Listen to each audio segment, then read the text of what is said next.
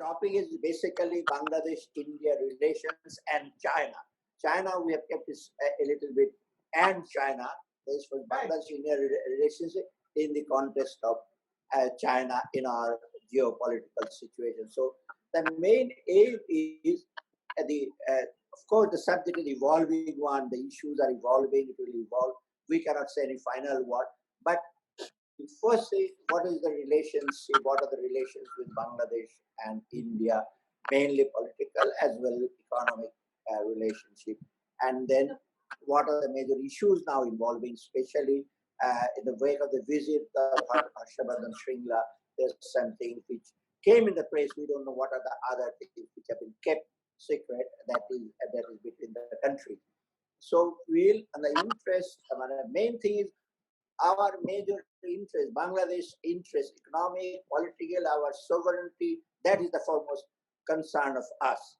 Whosoever our friends, everybody is our friends, nobody is our enemy. So we want that the relation should be on equal basis, relationship should be a mutually beneficial way. It should be win-win game. It should be not win-lose or not a zero-sum game. Somebody will win, somebody will lose. So there are perceptions about Bangladesh-India relationship, whether it's a win-win game or a win-loss game. And then China, of course, has come as one of the major power. It is no longer a bipolar. Somebody said that it has become unipolar with the United States. Now it seems that it is a tripolar, USA, Russia, and of course China is emerging. And nobody can deny the existence of China. And now our geoeconomic interests, geopolitical interests, and of course our sovereignty. Those are the major issues we'll talk. And we'll try to be a little bit specific, not very esoteric utterances, not very utopian ideas, what should be the pragmatism. And maybe this recording will be there if we may share it with some of the policymakers if they can, if Siva is already there as a former policymaker. So maybe we can reach the ears of the policymakers. So I'll stop here. Then I'll request Ambassador Sirajul Islam, whose paper is an issue paper that I have circulated. And Siraj, Ambassador, I'll request you to confine yourself to the major issues, not go into the detailed analytical things right now. You will get chance in the middle. And of course, at the end, you will also be given a chance to really answer to some of the queries and questions or statements made by our participant. So this is it. So Siraj Islam, please go ahead with your presentation of the major issues, and then I'll invite whoever volunteer, they can come. And Iftibai, I'll invite Iftibai. Of course, Bangladesh-India relationship will be there. We will also talk with the overall Bangladesh-India relations and China. But if you have any specific statements, specific things to say about China's role, global role, of course, not only China's role in the South Asia, because China's role cannot be confined in South Asia alone. It is now a global power, all of us we know. So we don't want to just confine China's role in just the world, and global situation also affects us. Bishop Monda Boli, Bishop politics, but everything affects us. So okay, thank you very much. And I'll request Ambassador Sirajul Islam. I'll try to keep a time in my mobile telephone. That is, the timing is there. So please, Ambassador Sirajul Islam. Thank you, Dr. Salahuddin. Assalamu alaikum. আমি আসলে mix Bangla ইংরেজি mix করে বলবো। Oh no, no problem. আমি বাংলা ইংরেজি mix করে বলবো কারণ আমাদের এখানে বিদেশি কেউ নাই, সব আমরা দেশি। Again, আমি এখানে যেখানে আছি আমি am speaking from Maryland, USA. It's about 10 o'clock in the morning. Very bright sunshine outside. যদিও ঠান্ডা পড়ে গেছে, এখানে ঠান্ডা পড়ে গেছে, and এই বাসায় হিটারও চলছে। এরপরে এই ওয়েদার কন্ডিশনের কথা বলছি। So good evening also to all of you in Dhaka. Assalamu alaikum. আমার আজকে যে টাইটেলটা ওয়েবিনারের, এটা তো কথা সালাউদ্দিন অলরেডি আপনি বলেছে, this will be basically Bangladesh-India relations in and China also comes in.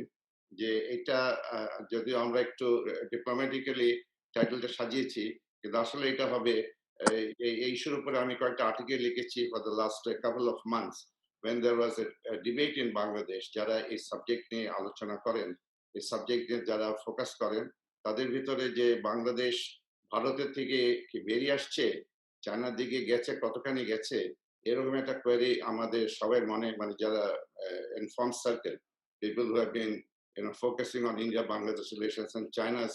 Shobhu, just a minute. Let me just intervene. I have also invited some of the journalists. I don't know, I haven't yet seen them, but please keep in mind this will be noted by the journalists also. I may send them a press note also. And second, it is recorded. So whenever we speak, we should speak with our own discretion and with, of course, we'll put our own judgment when speaking. It's recorded and as it will be also noted by the journalists. Thank you. হ্যাঁ, আমি যেটা বলছিলাম একটা flow ইয়ে নষ্ট হয়ে গেলে অসুবিধা হয়। তা আমি যেটা বলছিলাম যে এই পাবলিক ডিবেটটা যে how far are we have we shifted from India and how far have we gone to China, where are we, এখানে to start with আমার পেপারটা তো আপনাদেরকে ব্যাকগ্রাউন্ড পেপারটা দেওয়া হচ্ছে, ব্যাকগ্রাউন্ড পেপারের ভিতরে যতখানি concisely, precisely, succinctly বলা যায়, I have said my conclusion from the paper that I've given to all of you is that Bangladesh has shifted away from India and has gone towards China. কিন্তু কোথায় আছে, this is something that the webinar will debate today. কিন্তু আমাদের প্রধানমন্ত্রী উনি বলেছেন, এই ডিবেটটা বোধহয় মাথায় রেখে উনি হয়তো বলেছেন, যে উনি বলেছেন যে আমাদের রিলেশনশিপটা যে ভারতের সাথে মানে থাকবে, চায়নার সাথেও থাকবে, it will depend on a national interest, which is of course the very essence of any country's foreign policy. সেই প্রেক্ষিতে আমি আলোচনাটা করছি যে আমাদের রিলেশনশিপ ইন্ডিয়ার সাথে, মূলত আলোচনাটা ইন্ডিয়ার সাথে কোথায় আছে, কোথায় যাচ্ছে, এটার উপর আমি প্রথমে বলছি। এটাতে বলতে গেলে যেটা আমি আমার পেপারও লিখেছি যে গত মাসে যে ভিজিটটা হলো, আপনার ইন্ডিয়ান ফরেন সেক্রেটারির ভিজিটটা হলো, সেই ভিজিটটা আমি একটা ওয়াটারশেড হিসেবে ধরে আমার আলোচনাটা আমি শুরু করতে চাই। যে ভারত বাংলাদেশ রিলেশনশিপ 2009 থেকে 2014 যখন কংগ্রেস ক্ষমতায় ছিল, তখন একটা hand in glove, whatever was happening between the two countries were in the best of interest of the two countries and everything was out into the open. এবং এটাতে people in Bangladesh knew, because there's a lot of visibility in the relationship. We are seeing people at the visits at the ministerial level, visits at the bureaucratic level, and things were happening really in the spirit of 1971 when India did come to our assistance during the War of Liberation. এবং পরবর্তীতে যখন 2014-তে কংগ্রেস ক্ষমতাচ্যুত হয় এবং BJP ক্ষমতায় আসে, তখন একটা ব্রেক হয়। এই ব্রেকে যেহেতু 2014 ইলেকশনটা ওয়াজ কন্ট্রোভার্সিয়াল এবং এটা নিয়ে বিদেশেতে অনেক প্রেশার ছিল বাংলাদেশের উপরে যে আরেকটা ইলেকশন করানো যায় কিনা, সেই সময়তে আমাদের প্রধানমন্ত্রী এই fear that with the Congress gone, with the BJP in, perhaps the new BJP government would not be supporting the army government as much as the Congress had supported. সেই সময় আমাদের প্রধানমন্ত্রী June of 2014, she went after leaving an invitation to go to Delhi to attend the inaugural session of Modi's inaugural. সেটাকে inaugurally কিন্তু South Asia-তে Modi had invited all the other South Asian leaders. Our Prime Minister was the only leader who did not attend that. At that time, she had gone to Japan first, then she had gone to China. এবং চায়নাতে যে কিন্তু মোটামুটি if you go to the internet, you can still see the joint declaration of that visit. সেই joint declaration visited almost everything that China was interested, both economic big mega project as well as strategic projects were written to China. এটা আমার analysis ছিল because our government was afraid that the Indian government may not support it to the extent that the Congress had supported. So she went to China to get international support in case there's a new election. সেটা পরবর্তীতে সেই আপনার joint declarationটা was almost entirely to the advantage of China. এটা মনে হয় যে পুরোপুরি চায়নার দিকে চলে গিয়েছিল। পরবর্তীতে এইটা যখন ইন্ডিয়ান এই joint declarationটা দেখে, their foreign minister Sushma Swaraj came immediately, I think a week after our Prime Minister came back to Dhaka. She was in Dhaka talking to our government not to be concerned about the new administration, new government in India.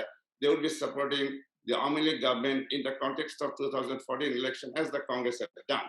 which is বুঝিয়েছে our government. And then the next year, Narendra Modi came. Between the two of them, যে আমাদের যে joint declaration যেটা হয়েছিল 2014 June between Bangladesh and China, that was more or less trashed. এবং we went back fully to the fold of India as we had between 2009 and 2014. Subsequently, কিন্তু 2014 থেকে 2017 পর্যন্ত রিলেশনশিপটা, though the Indians said the relationship we like it was with the Congress, in practicality এটা হয়নি. As 2016 came and 2017 came, the Awami League government increasingly became very concerned because by that time the politics in Bangladesh had heated up considerably. So there was a fear in the mind of the Awami League government whether the BJP government will come to his assistance in the 2018 election as the Congress had done in the 2014. এটার একটা আপনার watershed year আছে 2017 in November. The Indian Foreign Minister Sushma Swaraj came to Dhaka, and in a press meeting, she told the Awami League government absolutely as clearly as possible that 2018 election, India would like that election to be held in a participatory manner. তখন একটা journalist জিজ্ঞেস করেছিল ওনাকে, Sushma স্বরাজকে, what if the BNP doesn't participate in the next election, which is 2018 election? তখন সুষমা স্বরাজ মাইকটা নিয়ে, she was leaving মাইকটা নিয়ে বলেছিল, to bring the BNP to the election is the responsibility of the government, which means in the 2014-18 election, the Indians, the BJP government had clearly said it's an election that the Awami League government had to do on its own at a time when it needed the Indian assistance much more than it had got in 2014. কিন্তু India এই কাজটা করেছিল, আমার analysis হলো এই কাজটা করেছিল because India has concluded that no matter whether this comes or doesn't come, Awami League was too deeply involved. Their need to come to power was so extreme that they would find any way to come back to power. So ওরা মনে করেছে এরা তো এমনিতে ক্ষমতায় আসবে, আমরা এখানে যে আমাদের খামাকে এই প্রবলেমে যে লাভটা কি, but once they come to power, they will have no other alternative. That was the arrogance of the Indians. They'll have no other alternative but to come back to us as they had between 2009 and 2014. So the first part of it, the Indians thinking that the Awami League will find whatever way necessary to come back to power was, of course, was correct, because the Awami League did come to power in a way better than they did in 2014, because in 2018 they got 293 out of 306. On their own, they came to power. But the other part of Indians thinking, their arrogance and their belief in themselves, that Awami League at Javeda kothay, Awami League at Javeda, that did not work out. That did not work out because meanwhile, because the Awami League government felt very deeply offended, and the first sign of that offense we saw a week after this time when the elections were held. The new government came to being almost 8 days after the end of the election. Election ended on 30th of December. The new government was formed on 7th of January. When the new government was formed, suddenly everybody saw that there was a big curtailment. A lot of ministers were dropped from the new cabinet and a lot of new faces were brought in. But what was important in this change of cabinet was those who were dropped were heavyweights in the Awami League in the party, and not only that, they were overtly known to be pro-Indian by what they were known to be in the public domain. So this was, in my estimation, a clear sign of the Awami League government that it did not like the fact that the Indians had not come to her request to come and help the Awami League government in the 2008 election. পরবর্তীতে between January of 2019, পুরো বছরটাতে, think of the visit that our Prime Minister took to India. Previously, she had taken 2 visits to India in 2010 and 2017. On both occasions, her visit was given the status of a state visit, which means she was entitled to be received by the Prime Minister of India in 2010 by Manmohan Singh and 2017 by Narendra Modi. But এই যে 2018 and পরে এই যে distancing যে শুরু হচ্ছে, in my perception, the start of the distancing, এটা October 2019 during her visit, she was not received by Prime Minister Modi, and she was given a visit that was not befitting of the neighbor who was given so much of importance. prior to this visit of ours in 2019. So in my perception, this was a clear indication that the two countries were distancing. এই ডিস্টেন্সিংটা আরো অনেকগুলো examples আছে, এই 7 মিনিটের আমি দিয়ে শেষ করতে পারবো না। মানে তারপরে পরবর্তীতে in the month afterwards, in November 2019, our Prime Minister again went to Calcutta to see India Bangladesh cricket match. সেই ক্রিকেট ম্যাচের সময় তার আগের বছর, when our Prime Minister went to Shantiniketan, Modi had gone from Delhi to Shantiniketan to meet her. This time when she was in Calcutta, nobody from Delhi went to see her. Not the Prime Minister, there was not even a call from the Prime Minister. Only person who saw her was Riva Ganguly from Dhaka, went to Calcutta and played the protocol part of it, and she was the only one available from the Indian side. Our visits between 2017 and 2020 or 2019, every time suddenly, if you look at visits between Delhi and Dhaka, between 2009 and 2014, even up to 2017, still that time, Pranab Mukherjee was the president of India, there was a heavy exchange, good exchange of visits at all levels between India and Bangladesh. Into 2018, a formation of cabinet, 2019, suddenly the exchange of visits had dropped, হঠাৎ করে drop করে গেছে।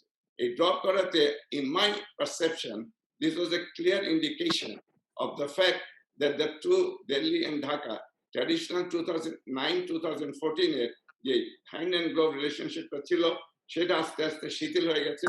The two countries started standing for each other. এবং এই পরবর্তীতে এখন coming to এই যে এই মার্চ মাসের থেকে যখন নতুন ইন্ডিয়ান হাই কমিশনার হলো, যেটা প্রেসে এসেছে, কোন সাইড অ্যাকনলেজ করে নাই, কিন্তু প্রেসে ফোর্সফুলি এসছে 2019 থেকে March, Riva Ganguly came to Dhaka. Her access to the Bangladesh government was brought down to a minimum, so much so, according to the press, I do not know how far it is correct, but she was not given an appointment, but she has sought an appointment, she was kept waiting for 4 months. So এগুলাতে আমার যেটা মনে হয়েছে যে ডিস্টেন্সিংটা অনেক দূর হয়ে গেছে।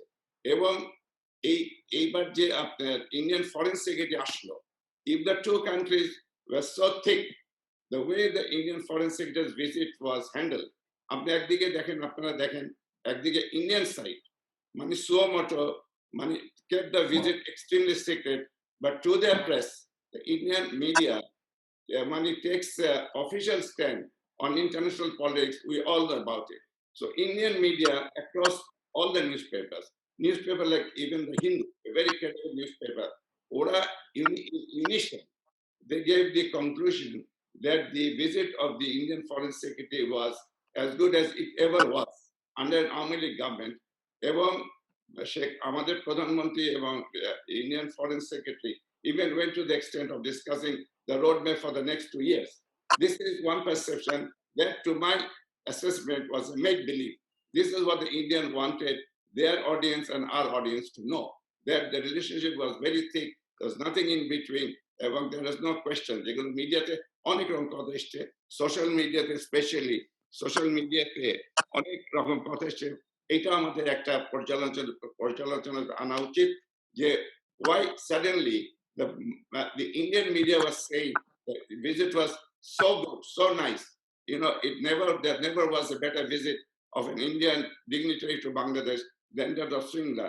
And why on the Indian side the media was saying one thing, on our side, media je khub kharab bhabe boleche mainstream ta na, but there were critical articles in a Bangladesh newspaper that did not tally to the perception of the view given by the Indian media. So why were the India, in my bluntly bolche, why are the Indians giving a make-believe analysis of a visit that Bangladesh media was not giving?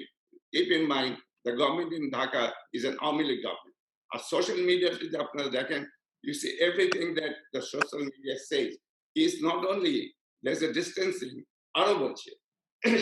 there's a deeply embedded anti-Indian feeling that has come up in Bangladesh. এটাতে Indian media বলেছে the reasons যেটা Indian media পরবর্তীতে single ভিজিটের পরবর্তীতে totally এটাকে bypass করে গেছে is that in Bangladesh for the last few years, especially after BJP came to power, ওদের যে হিন্দুত্বা, ওদের যে NRA and CAA, এটা according to Indian media itself, ওরা acknowledge করেছে in Bangladesh there was a deep resentment because Hindutva, NRA and CAA were not only anti-Muslim but also anti-Bangladesh. এবং এটা আমি বলছি না, আমাদের মিডিয়া বলছে না, আমাদের সোশ্যাল মিডিয়া বলছে না, এটা ইন্ডিয়ান মিডিয়া বলছে। কিন্তু সিঙ্গলার ভিজিটের পরে suddenly they forgot about all this. They forget about the deep resentment.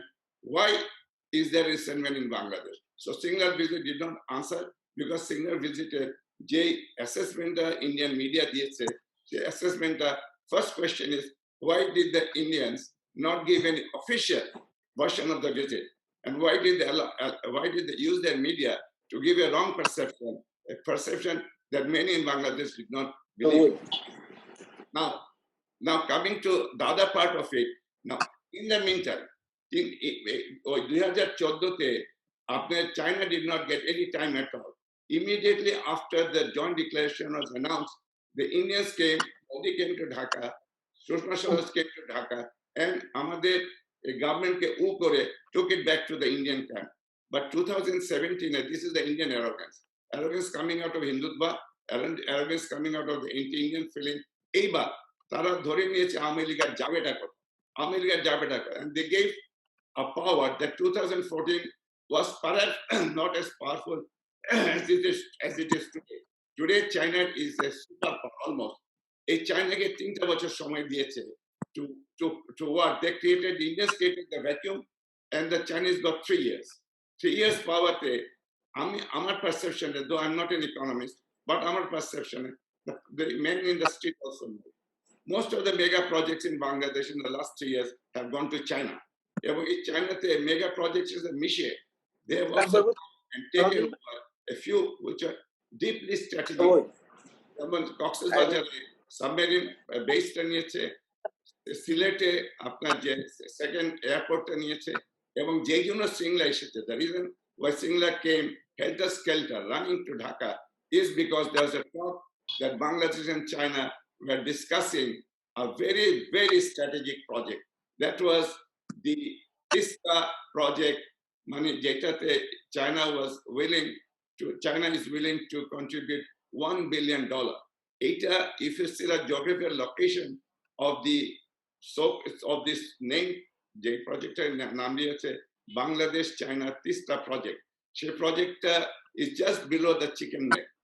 ওই সাইডে নেপাল দিয়ে Chinese has come to Siliguri, কাছাকাছি। এই দিক দিয়ে যদি এই প্রজেক্টটা যদি চায়না পায়, imagine the strategic value. I'm not technical knowledge, but what I've read in the Indian media is fruition. Give me 1 more minute. If this project comes to fruition, তাহলে হবে যে তিস্তা যে পানিটা আমাদের এই যে বন্যার সময় যে আমাদের প্লাবিত করে দেশটাকে ভাসিয়ে নিয়ে যাচ্ছে, এইখানে they will build reservoirs, which means the rainy season পানিটা আটকে গেলে পানিটা instead of coming and flowing down and flooding us, it will flow because the land is flat.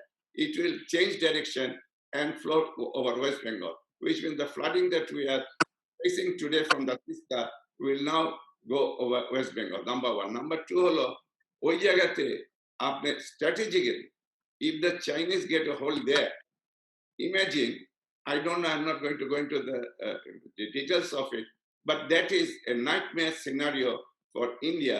A nightmare scenario, why Singla came to Dhaka. I'm pretty certain the communication from Narendra Modi, we didn't say, they told us initially that Narendra Modi was carrying a message. Message-টা কোথায় গেছে, কি এটাতে ছিল, it did not come into the public domain. আমার মনে হয়, this is my perception, এখানে the main focus of that message, if there was one, was telling Bangladesh under no circumstances can Bangladesh go ahead and sign the Beijing Tista. এই পর্যায়ে আমি এখানে করছি, others may join in and build up on what. Thank you. Just just to acknowledge Dr. Dinara Chaudhary is already here, and then Ambassador Tariq Karim is there, but I see his camera is not on. Dr. Rashid Titumir is here, and then I can see some of other participants like Khan Habib, Mustafa, then Shoaib Akhtar is here. Mr. Tariq Karim, can you put on your camera, please? And also others. Salahuddin, এখানে Harun Khan আছে, Harun from Oh, Arkansas. Dr. Harun Khan is also here. I can see the name. And okay, now thank you, Ambassador Siraj Islam. I'll give the floor to Ambassador Shamsher Mobin Chaudhary. Mr. Ambassador Shamsher Mobin Chaudhary, please. Thank you, Mr. Moderator, and thanks to the Dhaka Forum for inviting me to this seminar. I guess the quality, any observer will agree that the value of any analysis, whether it is political or diplomatic, depends very much on if it being well informed, that it is logical, that it is objective and based on facts and not so much on speculations. Just how much of the above elements were there in the presentation just made, of course, is open to question. Now, let's start with the parliamentary elections in Bangladesh in 2014 and 2018.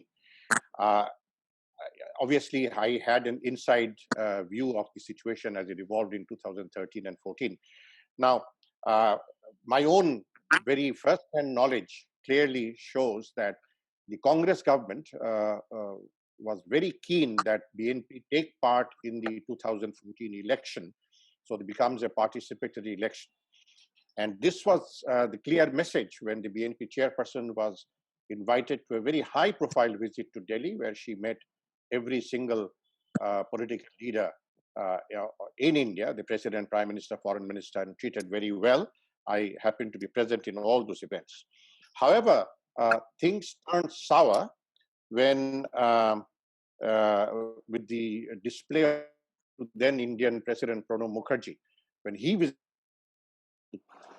2013, and the cancellation of the meeting with the BNP chairperson, citing a hartal by the Jamaat. And obviously, such thing did not go down with the Indian establishment, not a party issue for India. It is an issue of the government, the president of India. And that is a thing that has been nurtured in their mind for a long time.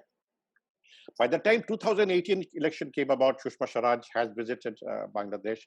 Prime Minister Modi had visited Bangladesh. And I think it was quite convenient for India to ask for an all-party participatory election, because they knew that the odds were already stacked very heavily in favor of the Awami League. So the outcome was quite clear. Now, let's just briefly, let me touch on an issue that Ambassador Sirajul Islam made on the visit of our Prime Minister to Delhi in October 2019. Now, it is known to everybody that the invitation for that visit came from the World Economic Forum, not from the government of India.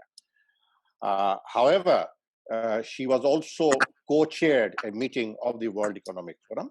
But the fact that she happened to be in Delhi, a day was added to her stay in Delhi, and that day was dedicated entirely to bilateral discussions at the highest possible level. So I do not see that particular visit as in any quote-unquote downgrading, as Ambassador Siraj claims. Yes, of course, there has been a lot of eyebrows raised, and I have written about it in the Daily Star. Shahidul Rana knows about it. The visit of the Indian Foreign Secretary, the very recent visit of the Indian Foreign Secretary. The optics were missing, and that has given rise to a whole lot of questions on both sides of the border. Now, it has been suggested in the paper that Ambassador Siraj has circulated that the Indian Foreign Secretary was kept waiting for his meeting with the Prime Minister. But there is no concrete evidence to support this speculation. On the contrary, very reliable and credible sources state that the meeting actually took place on the appointed time, not a minute earlier, not a minute later. And then there was a briefing by the Indian High Commissioner, which was quite well reported. Yes, of course, there is every reason to speculate why there was no press release from our Prime Minister's office following that visit, which is usually a routine thing.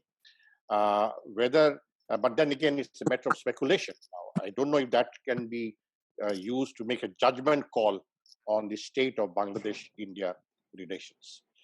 If I may just take a couple of minutes to discuss things in the more broader context, because this is a gathering of some of the brightest minds. So it is important to look at the whole broad context. Now, in the current multipolar Asia, countries like Bangladesh are in a position to demonstrate a very good measure of autonomy in making their foreign and defense policy choices. This is widely accepted. And this includes countries like Bangladesh or Sri Lanka, that they protect their own national, political, economic, and social interests while balancing strategic relationships. And I think Bangladesh has done commendably well on that front, and this is widely accepted by all the stakeholders. And I have said this in a number of fora. Dr. Iftikhar Chaudhry will be witness to that. And now, whether it is adding a new terminal to the Osmani International Airport in Sylhet, or it is having access to the coronavirus preventive vaccine, Bangladesh at different levels and at different times have made it abundantly clear that it would keep its options open and accept the financial and technical, the best financial and technical offer. This, I think there is no scope for looking at it as a choice based on politics. It's totally a technical and financial issue. Our foreign minister has in fact given in details that how much the Chinese offer on the new terminal at Osmani International Airport in Sylhet is much better than the Indian offer. The same was the case with the stock exchange, with the Shanghai Stock Exchange. I don't think any of the decisions are based on politics. Definitely is a matter of choosing the better option. Now, ever since the Rohingya issue assumed the alarming magnitude that it has now, there has been significant questions and speculations in the civil society in Bangladesh and the media about the role and the positions taken by China, and it's been quite critical and quite candidly critical. But again, that in no way, I think, stops Bangladesh from keeping a very engaging relationship with China, being it on Rohingya, being it on any other issue. But as Dr. Salahuddin has said, that China has come, China's time has come, and we all recognize that. And it is in interest of all sides to keep this relationship with China. Today's webinar has chosen to focus on Bangladesh relations with India on the one hand and China on the other. Frankly, Mr. Moderator, I think this is somewhat of a narrower approach, because I think it would have been contextual to take a closer look at the other players in the broader region, as well with those with whom Bangladesh enjoys very close and multifaceted ties. In the emerging multipolar Asia, Japan has emerged as an important player, and it's growing. India's External Affairs Minister Jaishankar said on just this Friday that India and Japan are looking at the possibility of cooperating on projects in Bangladesh and Myanmar. So this is a joint statement by Japan and India as part of its efforts to work together with third countries. This is, I think, quite significant. This is a paper which is called India-Japan Time to Seize the Opportunities. So this has huge political and geopolitical relevance.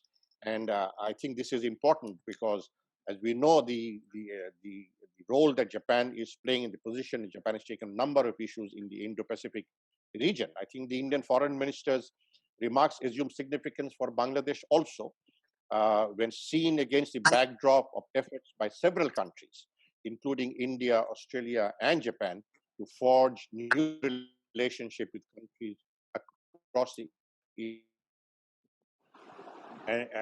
Japan element, I think, has been part of this webinar, because we tried to look at Japan only in the context of economic development, but the role that Japan now tries to play or is playing in the Indo-Pacific strategy is quite significant and very relevant to Bangladesh. Also, I think it is important to take note of the recent telephone call from the US Defense Secretary to our Prime Minister. The question that begs an answer is why the Defense Secretary and why not the Secretary of State? We have security analysts here in the panel.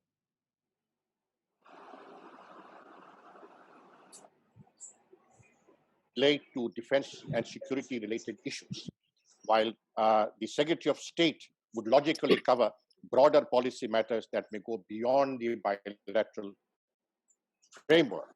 It is well known that Indo-US relations has seen an exponential strengthening over the last 1 decade, including in the defense area and security area. So I think this telephone call is something that is relevant and should be seen in the broader canvas.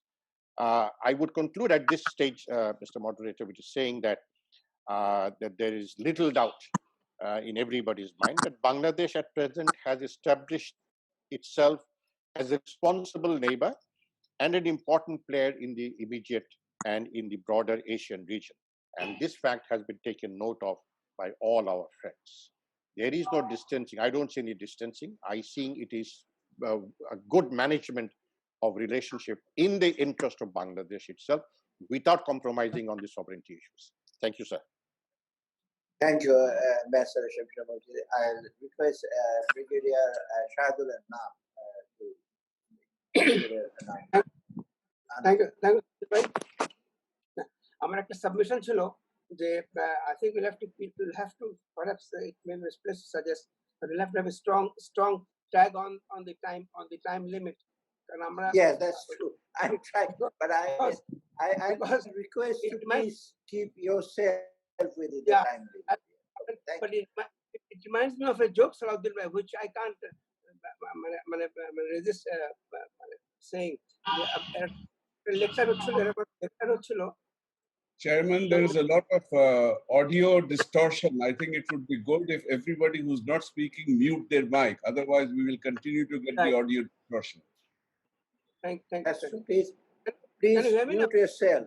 And Masood Aziz, you have to mute your telephone, and Shamim Ahmed and Dr. Mazharul Haq. And please go on, Brigadier Shahid, please. আমি বলছি যে there was one guy, who was speaking at the military gathering of young officers. বলতে he went on almost forever, and then suddenly looked at this and said, "Sorry, I have no watch, and I couldn't keep track of the time." So one captain got up and said, "He didn't have a watch, but there was a calendar in front of you. You should have kept looking at the calendar also. So if you don't keep a track on the time, we'll not accept it." No, I'm just saying, thank you very much for asking me over two very good presentations, both Siraj and Shamsher Mubin. I'll just briefly touch on the political aspect. I think, let us be very frank, both the elections in 2013 and 2018 were underwritten by India. I mean, we did not elaborate further on it. But the subject is very interesting. In Bangladesh, India relations and China. So the question is Bangladesh India relations in any way predicated on our relations with China, or is China's association in this region predicated on Indo-Bangladesh? Motivate this is perhaps the underlying message that the subject is conveying. I think Shamsi is very right. When you're talking about our regional relationship or our mutual relationship, it has to look into the broader context of what is happening in South Asia, in the extended region of the Indian Ocean, and I think more broadly the Indo-Pacific. Because what is happening in the Indo-Pacific is also dictating how India and China will modulate their relationship with Bangladesh. Now, Bangladesh has acquired, for good reasons, a geostrategic salience, and everybody is calling at Bangladesh's door. The latest being the Indian Defense Minister's call to Sheikh Hasina, suggesting that they'll be very happy to cooperate with Bangladesh in the Indo-Pacific spectrum, and would like Bangladesh to join the Indo-Pacific that understanding. In the Pacific, policy was very nebulous but last year, but U.S. plan about Indo-Pacific has been now completely brought in the open, and they would want, in spite of all they say, is not to counter. They want to counter China's BRI. Sutarang, Bangladesh becomes very important factor. So the Bangladesh-India relations and Bangladesh-China relations is largely predicated on what the other bigger players, important players, world players feel themselves involved in what is happening in this region. So the Bangladesh ke tara, they want them on their side. Now, in the Bangladesh relations, is India perhaps paying for its negligence of the region? যদি আপনি বলেন যে Indo Bangladesh relations, I think India's relationship with Bangladesh, India's relationship with Nepal, India's relationship with Sri Lanka, Bhutan বাদ দিলাম, Pakistan বাদ দিলাম, I think is not what it might be for us, because they have taken all these countries for granted. And I think Bangladesh is trying to establish that we would like to have a wider diplomatic space for the diplomatic maneuver. It is just as well, and has demonstrated it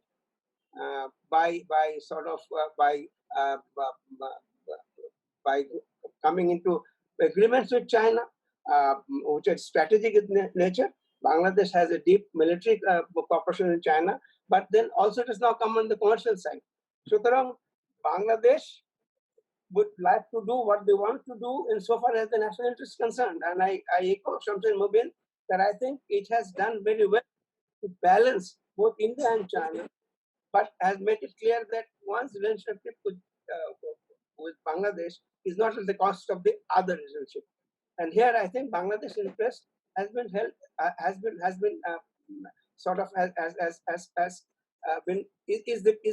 is the point at issue. যে আমাদের interest যেখানে লাই করবে সেখানে আমরা Now Bangladesh requires both India and China. India for the political support that it requires, and China for the economic support it requires. So both are very important to Bangladesh, and I think Bangladesh would do well. এখন কথা হলো বাংলাদেশ কি এই যে wider bandwagon, Indo-Pacific bandwagon কি will they be forced to join that bandwagon? Will they be forced to withstand the pressure? এখন এই যে সাপোর্ট বলা হচ্ছে এই যে taking Bangladesh's association in the Indo-Pacific, এর আগে কিন্তু you recall that the Secretary of State or Secretary of Defense had explicitly mentioned about Rohingya, that they would like to come in a big way to solve the Rohingya problem. So is it a quid pro quo? আমার কথা হচ্ছে, will Bangladesh be able to stand the diplomatic pressure from the bigger countries, from the states? And of course, India is playing proxy to the US in this region. So Bangladesh a pressure stand করে তারা যে একটা to draw a fine line and sort of proceed in a way which does not look that it has joined either of the two blocks. It is very important. Otherwise, আমাদের কিন্তু will become inextricably linked or involved in the big power politics. I'll stop here and perhaps come in the second round. Thank you, Brigadier. We'll have to watch. We have to watch the watch also. It's already 8:49. Anyway, what I'll now bring Dr. Dilara Chaudhary, a political scientist, a little bit. So Dr. Dilara Chaudhary, are you there? Yes, thank you. Yes, please. I can see you. Yeah. Okay, please. And please make it as precise as short as possible. Yeah, I'll do that. Sure. Okay, please, Dr. Dilara Chaudhary. Thank you. দেখা যাচ্ছে না কেন? জানি না। দেখা যাচ্ছে না। I don't know. দেখা যাবে, তুমি ইসে করো, দেখা যাবে। Okay, you are on. Please put your আমি চেয়ারম্যান টিডিএফ এবং ধন্যবাদ জানাচ্ছি আমাকে এখানে দেওয়ার জন্য এবং দু একটা করার জন্য। I hesitate to speak of all these giants, but I'll do my best. আমি দুইজন পার্টিসিপেন্টের কথা শুনলাম, শামসুল মুবিন চৌধুরী and শাহ আলম সাহেবের, ব্রিগেডিয়ার আলম। আমি মোর অর লেস ব্রিগেডিয়ার আলমের সঙ্গে এগ্রি করছি। আমি শামসুল মুবিনের সঙ্গে এগ্রি করছি না দুইটা কারণে। একটা হলে উনি যেটা বলেছেন যে 2014 and 2018 এর ইলেকশন ইন্ডিয়ার কোনো ইন্টারফারেন্স ছিল না অথবা নট আন্ডার রেটেড, তাদের কোনো ইন্টারেস্ট ছিল না ইন দ্যাট সেন্সে। আপনারা নিশ্চয়ই আপনারা প্রণব মুখার্জি কোয়ালিশন ইয়ার্স করেছেন, সেখানে উনি স্পেসিফিক্যালি ডিসকাস করেছেন কিভাবে ইন্ডিয়া বাংলাদেশের পলিটিক্সে ইন্টারফেয়ার করে। সুতরাং let us really get rid of this notion that it's a benign country and is a benevolent neighbor. We have to get to see the reality. They did interfere in the politics of Bangladesh, which annoyed the people of Bangladesh. Secondly, আপনি যেটা বলেছেন যে যেটা শাহিন আলম সাহেব খুব সুন্দর করে বলেছেন যে বাংলাদেশ এখন একটা ভেরি ক্রিটিক্যাল টাইম দিয়ে পাস করছে। আমরা একটা interesting time at the same time একটা ভেরি ডেঞ্জারাস টাইমে আছি। এই যে আপনার পাওয়ার politics, geopolitical power gain in the Indian ocean, and Bangladesh being located so close to Indian Ocean, Bangladesh is bound to be impacted. But how that politics take place and eventually how it is shaped, Bangladesh cannot escape it, even if Bangladesh wants to. এবং একটা কথা আমি একজনের কারোটা লেখা পড়ছিলাম ইন্টারনেটে যে Bangladesh is right now like a clay ball of clay, and all these big powers, India, China, Japan, America, they are trying to shape that ball to their end. এটা আমাদের স্বীকার করে নিতেই হবে। এবং আরো একটা জিনিস যেটা আমাকে অনেকদিন আগে আমি যখন এমএস করছিলাম সোয়াসে লন্ডন ইউনিভার্সিটি, তখন আমার একজন ব্রিটিশ ইয়াং ম্যান আমার সঙ্গে দুটা ক্লাসে একসঙ্গে আমরা, we used to talk about South Asia, তো a lot of time. তো আমি ওকে জিজ্ঞেস একদিন বলেছিলাম যে বাংলাদেশের দিকে, তখন বাংলাদেশ কেবল হয়েছে, যে বাংলাদেশের দিকে তো আমেরিকা তখন Bangladesh was desperately looking for economic help from America and America was not forthcoming. So I said that look, বাংলাদেশের তো কোনো মনে হচ্ছে যেন কোনো big power এর কোনো ইন্টারেস্ট নাই. It's a big glad Dilara that these big powers do not have interest in Bangladesh, because these powers in their own advantage can do anything to any nation. এখন আমরা পড়েছি একটা ত্রিমুখী সমস্যার মধ্যে, একদিকে ইন্ডিয়া একদিকে China, and let us not rule out US and Japan. এই যে আপনার ডিফেন্স সেক্রেটারির phone call, it cannot be just a phone call. এখানে তারা নিশ্চয়ই আপনার আশা করছে আমেরিকা, এবং নিউজ 24 এ অ্যাম্বাসেডার মিলান একটা দিয়েছেন, সেখানে উনি বেশ কড়া ভাষায় একটি মেসেজ দিয়েছেন যে বাংলাদেশে ইন্দো প্যাসিফিক স্ট্র্যাটেজিতে ইউএস এর জয়েন করা উচিত। অবশ্য ফরেন মিনিস্টার সাহেব ইমিডিয়েটলি বলেছেন যে হ্যাঁ, তারা আমাদেরকে বলছে, আমরা বলছি আপনারা ইকোনমিক সাহায্য দিলে আমরা দিব, কিন্তু আমরা কোনো মিলিটারি অ্যালায়েন্সে যাব না। কিন্তু আমার মনে রাখতে হবে আমাদের যে এশিয়া প্যাসিফিক স্ট্র্যাটেজি মিলিটারি এখন এই যে তিনটা যে যুদ্ধ চলছে, এখানের ভিতরে বাংলাদেশ নিজেকে কি করে রক্ষা করবে, এটাই হলো আমাদের সবচেয়ে বড় চ্যালেঞ্জ। এবং এই আলোচনা থেকে আমি আশা করব যে উঠে আসবে যে বাংলাদেশের কি করা উচিত। প্রথম কথা, অ্যাম্বাসেডর সবুজ যেসব বলেছেন যে বাংলাদেশ ইন্ডিয়া থেকে ড্রিফট করে গেছে, অতটা না হলেও কিছুটা যে ড্রিফট হয়েছে সে বিষয়ে তো কোনো সন্দেহ নাই।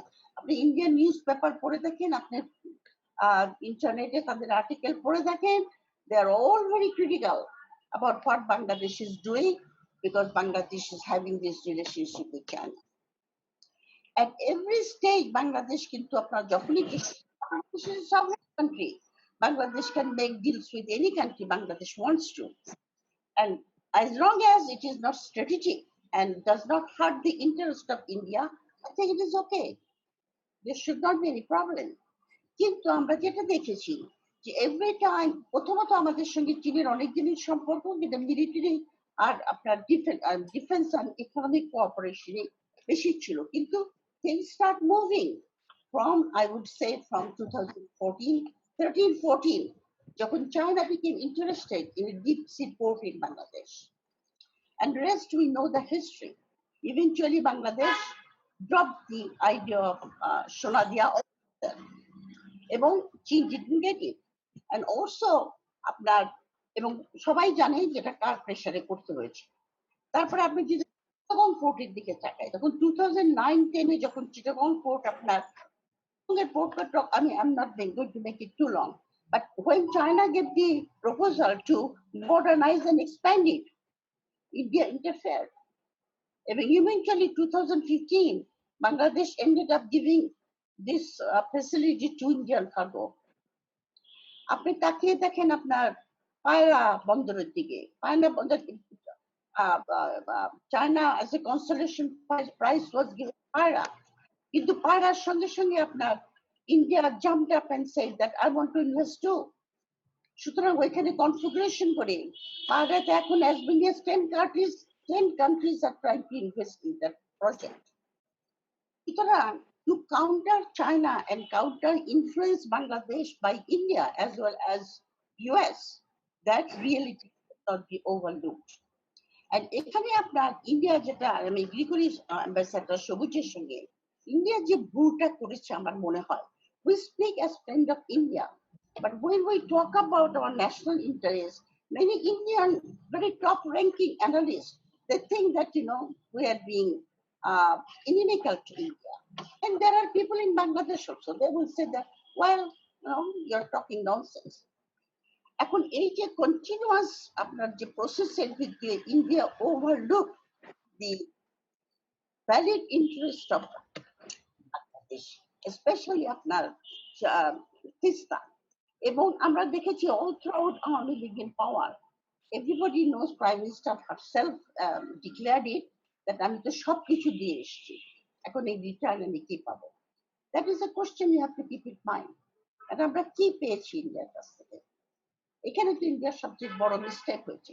আর একটা জিনিস আমি যেটা দেখি যে ইন্ডিয়ার ভিতরে যে একটা অ্যারোগেন্স আছে, সেটা কিন্তু আপনার প্রতিফলিত হয়েছে লেটেস্ট আপনার প্রথম আলোতে যে কথাগুলি বলেছেন, যিনি ইন্ডিয়ার অ্যাম্বাসেডর ছিলেন, আমি হাই কমিশনার ছিলেন, এবং আরেকজন পিনাক রঞ্জন মুখার্জি, দেব মুখার্জি বলেছেন যে বাংলাদেশে একদল লোক আছে যারা ইন্ডিয়ার সব কাজকে কমিউনাল লাইনে দেখে, এমনকি বর্ডার কিলিংটাও নাকি কমিউনাল লাইনে দেখা হয়। তারপরে টপ র্যাঙ্কিং একজন ডিপ্লোম্যাট, একজন অ্যানালিস্ট যদি এই কথা বলে, বাংলাদেশের ভিতরে যে অ্যান্টি ইন্ডিয়ান, এবং স্বীকার করতেই হবে আমাদের যে there is a prevalent anti-Indian feeling in Bangladesh. Pew Research Washington DC-তে তারা 2015-এ একটা স্টাডি করেছিল, সেই 15-এ বেরিয়ে এসেছে যে 77% people are anti-Indian, এখন এটা বেড়েছে আরো।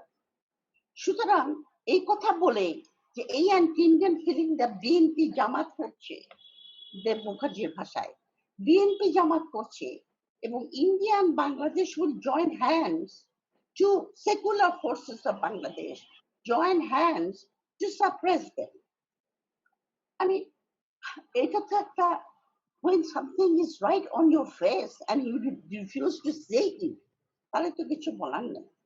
আপনি সোশ্যাল মিডিয়া দেখেন, রাস্তাঘাটে ঘোরেন, অ্যান্টি ইন্ডিয়ান ফিলিং ইজ প্রিভালেন্ট। বিশেষ করে সীমান্ত হত্যাতে আপনার মানুষ অত্যন্ত এজিটেটেড। আপনার ফরেন সেক্রেটারি এসে বলে গেলেন, ইন্ডিয়ান ফরেন সেক্রেটারি, উনি তদন্ত করে দেখবেন যে সীমান্ত হত্যা বন্ধ হবে কি করে। পরের দিন ইন্ডিয়াতে বর্ডারে একটা লাশ পড়লো।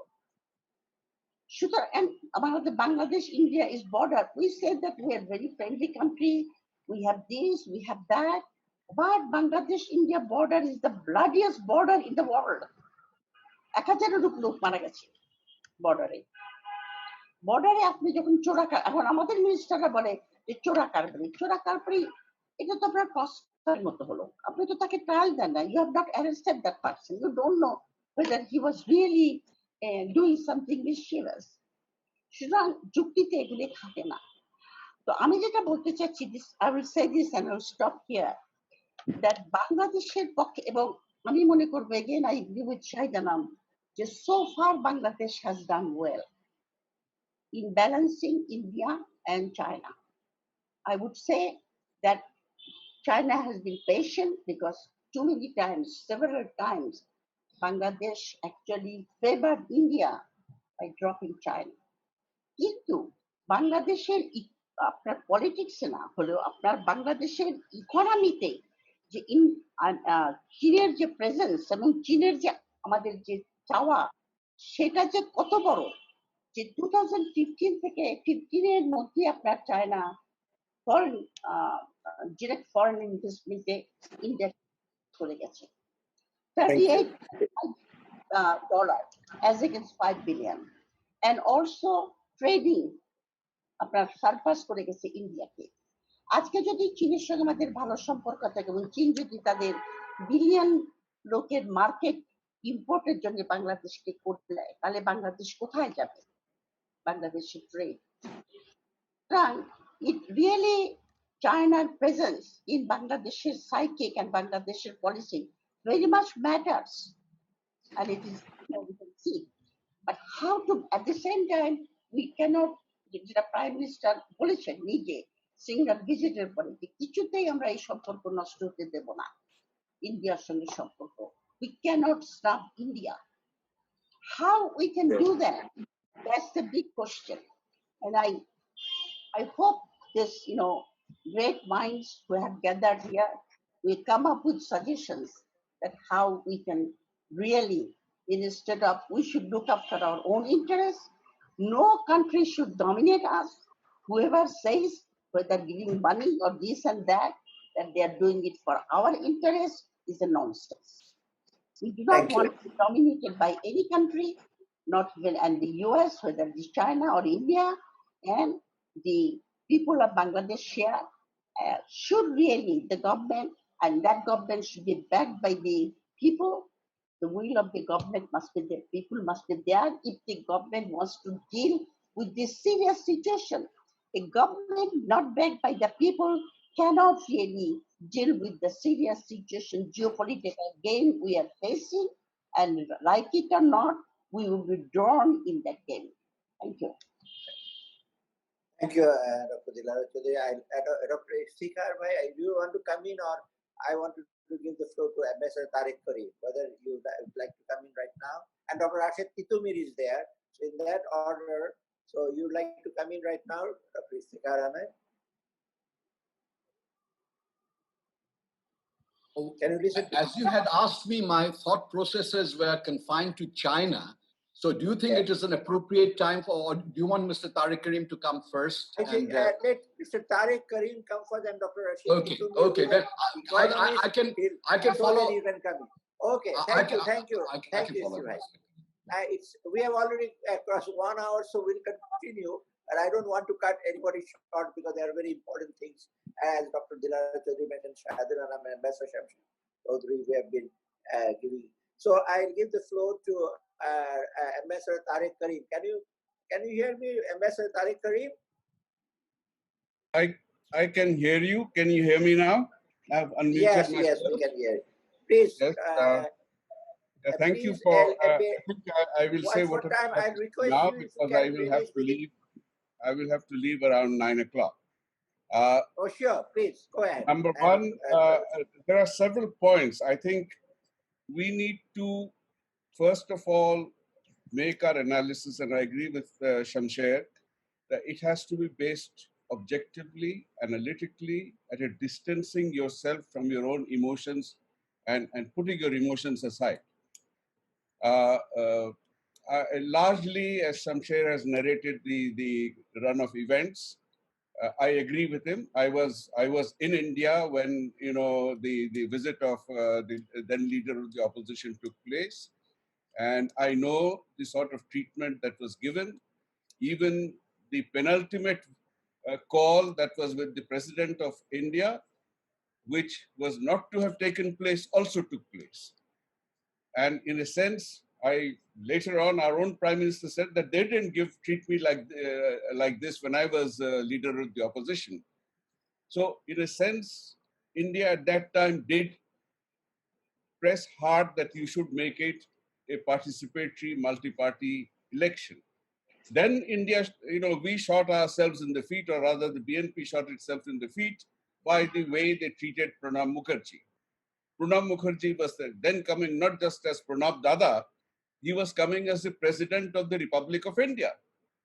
And, I remember just the day he was supposed to arrive, the High Commissioner is telling me, the BNP called this off. So I said, are you going to give them a fresh date? He said, no, they asked for a time, we gave the time, they've called it off. And they've said that because of the hartal and the lack of security, but then they have called the hartal, nobody else has called the hartal. So, I mean, there are various complicating factors. Shamsher will probably understand exactly where they were coming from then. That was an affront to the office of the President of the Republic. That is how all parties took it, whether it was Congress or BJP or whatever else you say. Fundamentally, I agree also that the title is somewhat misleading or takes you off on a tangent. I would have stated Bangladesh's relations with India and China. Basically, who's the actor? We are the actor. If we give up our role as the primary actor, that's a different part. In other words, we become an object and not the actor doing what we have to do. Foreign relations essentially are derived from your national interests. And I wrote a rather detailed article recently because I could see a storm in a teacup happening on both sides of the border with various speculation. Are we tilting towards India or are we tilting away from India and going to China, which is futile. We dictate our relationship from what suits our national interest. How we play the cards, those are tactical matters. How do we devise our strategy? Geography, geopolitics, geolocation, not geopolitical, geolocation will dictate how your politics is formed. Proximity matters, size matters, resources matters. Your ability to do something and not do something, these are all factors that come into it. And if you look at the map, not just of South Asia, look at South Asia within Asia, you will understand where we come from, what are the forces that we can deal with or we have to deal with. Now, we are wedged into the sort of this, one of my very earliest ambassadors, Mr. Hussain Ali told me, Amra India peter vitore boshe aছি, amra oi peter vitore boshe guta parbo ni. Okay? If you look at the map, we are surrounded by India and we have only a small sliver of border with Myanmar and then the Bay of Bengal. And I had once said at a seminar in India that, look, I can't imagine that if, because of what's happening with the Farakka and other things and with global warming and climate change, if 20% of Bangladesh's population becomes displaced internally, I don't see them going barefoot, trekking across the Himalayas. I don't see them going to hostile eastern neighbors. They will trek to wherever it is possible, and the easiest way to trek across is to you. Now, it is a problem. It is not just my problem. It is as much your problem to help us resolve it. And when I said that, people sat up, said, oh, we have to consider this. I said, these are things you have to, your weaknesses can also be your strength if you know how to project that. How we deal with what we have, what the cards we have, is what will determine where we go. We don't have to love India. We don't have to embrace India. But we have to learn how to live with India because we are stuck into that belly of India, as Ambassador Hussain Ali told. We have to learn how to cope with India and then try and persuade India to not be antagonistic to our national interests. That is how I would configure my national interest. There was an imbalance. that imbalance, I think, between 2009 and 2014 was righted. We were in the right track.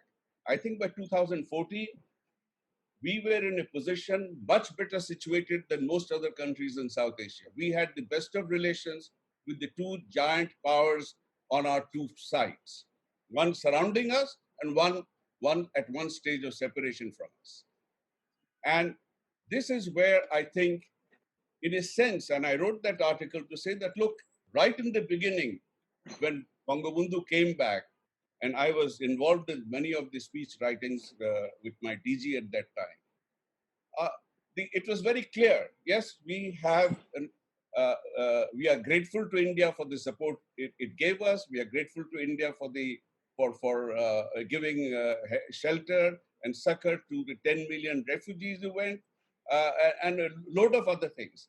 But we are an independent country now, and he made that statement as clearly as he could, because there was an Indian plane waiting for him to fly him to Bangladesh. He said, "No, I will take the British plane." That was a symbolic assertion of independence. He comes back. Our army is still in the form of regrouping. We have various elements. It's not yet a settled army. The chain of command is still somewhat dispersed.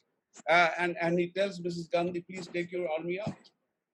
This is my country now. For better or worse, we will deal with it." I know I quoted a couple of anecdotes, how very fiercely he was independent minded in saying, "This is mine. Please let us not quibble with these maps. This is mine. I'm going to ask her, and we will arrive at an arrangement." Now it's another matter that he didn't live long enough to be able to pursue that. But that was essentially how our foreign policy was essentially derived. Now, if we say that Bangabandhu is the father of the nation and he gave a lot of things, these are the things that he has given, and I think we have been following them largely. I know bridge. I play bridge occasionally. I haven't played it for a long time. I'm not a competitive bridge player. But you ask a bridge player that you're dealt a hand, and if you play competitive bridge, the hands are dealt out ahead of time. Okay, you get a hand which could be a winning hand, but you can throw it away and you can lose it. It depends on how you play your cards. And here, whether we can preserve our national integrity and as well as take forward a national interest will depend on how we play our cards. I think we are very sweetly positioned in our relationship with both the superpowers. We are not playing one against the other. When I was in India, 5 years running, I was invited to the NDC to give them an annual lecture. Many ambassadors were. And every lecture I was asked this question by some major or colonel sitting right in the back. "What about your relations with China?" I said, "Look, our relations with China have nothing to do with our relations with you. You have relations with two different countries who have bad relations with each other. But do they dictate to you how you should govern your relations with them? Our good relations with India are not at the expense of our ongoing relations with China or what is already there. It does not preclude us from building further, and vice versa." And I think that is exactly what we're doing. Now, between 2009 and 2000, there was a sudden, particularly I would say after 2012, there was a jump in the way our economy was taking. By, within a few years, we actually, we surpassed the economic performance and the human development indices of all the other South Asian countries, without exception, including India and others. Why did this happen? I think because we were able to arrive at a modicum of good relationship or friendly relationship with all the neighbors. Now it's another matter, and I think Brigadier Shahid mentioned that very appropriately, that India, which had somehow, Modi started off brilliantly. He made all the right moves.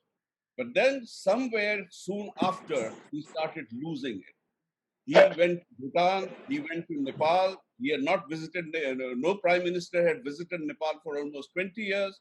Foreign minister had not gone for 18 years, taking for granted. And then he came to Bangladesh, he made all the right noises. But there's a problem with this sort of diplomacy. At some point, it catches up. Now you can raise your bar of expectation so high, and then optics takes over. If you are not seen to be meeting that bar, the backlash will be just as bad or even worse. And that is what started happening.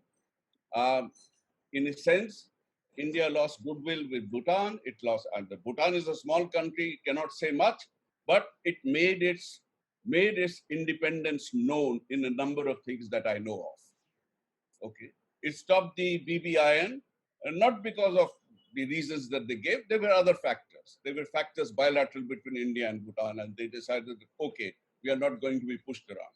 And Doklam actually pushed them into a corner. Similarly, Nepal, Mr. Oli was a favorite of India until 2014. What happened between 2014 and now that he's become the enemy? Again, it's a way of how you treat your neighbors that they will react. 2 points have been mentioned. In our region, and I have said this publicly, and it has raised hackles in some quarters in India, but I've said this out first to the Indian press. There's nothing called internal in our part of the world. There is the line of distinction between internal and external is very, very fuzzy. Before we became externalized to each other, we were all part of the same configuration. And so we have a bipolarity in our approach in how we deal with the others. No, this is my territory, that's yours, you can't deal with it. No, I can do this. Why can't I do this? This bipolarity, I call it a new Westphalian disorder that we emerged into after the fall of colonialism. We have not settled in our Westphalian identities, which are constructed identities. The European Westphalian order took over 200 years before they became confident in the skills that they had developed. We are still in the process of that confidence building. We still have fears of losing our identity. And in a sense, we tend to then react from those narrow precepts. Now, how do we manage I'll take 1 more minute and wind up. How do we manage the relations? If India cannot, we want to grow, we want to develop. Our value arises from our position as a bridge country. If we are a bridge country, the Chinese have aspirations looking west for a long time. It goes back, if you read the ancient novels, Journey to the West, you'll find out from there how they have been looking west for centuries. Okay, they want to go to the west. The Trans-Asian Highway has been sitting, on its back for the last 30 years, not got anywhere. We are a bridge country, as is Myanmar. Now, Myanmar has its own internal problems. We still remain a bridge country because one doesn't have to come through Myanmar to be able to go west for them. If you make it multimodal, they can bypass Myanmar if they want to. But they are not, because the Chinese are doing things in Myanmar which actually will link the southern province, Kunming, with the Bay of Bengal very soon. Probably within a year, that project will fructify. When that happens, they have a strategic role. Okay, and that is where suddenly the Indians are woken up. What has triggered off hostility in us? The 2 acts. They kept quiet on the Rohingyas, which, of course, angered us. It's not that the Chinese did anything more positive, but the Chinese PR was excellent. They projected themselves as being a mediator. The Indians, immediately there was a Pavlovian response. There is Islamic terrorism, and they acted in a certain manner. So, If we have projects, we want to build ports to facilitate, to make ourselves more important. We need money. We'll take money from wherever it comes. Now, we have been part of ancient historical civilizational India for eons. But we have also had relationships with China since the 4th century. And Bengal particularly, the Chinese have always, since 4th century, 7th century, 14th to 17th century, people have come, they have testified to the riches of Bengal, to the importance of Bengal, and they have traveled to Bengal. We have an ancient relationship with China also. And so why are we going to neglect one for the other? We are going to stand fast by both. And we will build our relations with both the countries. We have to play the cards that we have with a certain finesse. And I think the question will be, are we playing the cards with that finesse or not? I'll stop there. Thank you. Thank you, Ambassador Karim. Thank you very much. I'll bring in now Dr. Rashid Titumir, Professor at Dhaka University. Dr. Rashid Titumir, are you there? Assalamu alaikum. Ji, achi. Please. Now, just to remind, we are already 9:55. We would like to finish. Anyway, please try to be brief and very precise. Okay, thank you. Okay, Dr. Rashid, please go ahead. Assalamu alaikum. I'm really an odd person here because the persons who you have assembled they are practitioners as well as shapers and movers. So it would be very difficult for me to make any comment. So what I can do, like as an economist who is really interested how non-economic factors influences economic outcome. So how do we do that? So one idea is to really, as everyone mentions, that Bangladesh has become somehow important in this geostrategic map of the world. If that is the case, then let's really do a game theory, which is easy to do. So the idea that you are suggesting is that there would be a creeping balance in a multiplayer game. So what would be the conditions that would really shape that future outcome or shape that future payoff matrix? So I would really bring 4 elements into it and try to understand that how this might shape.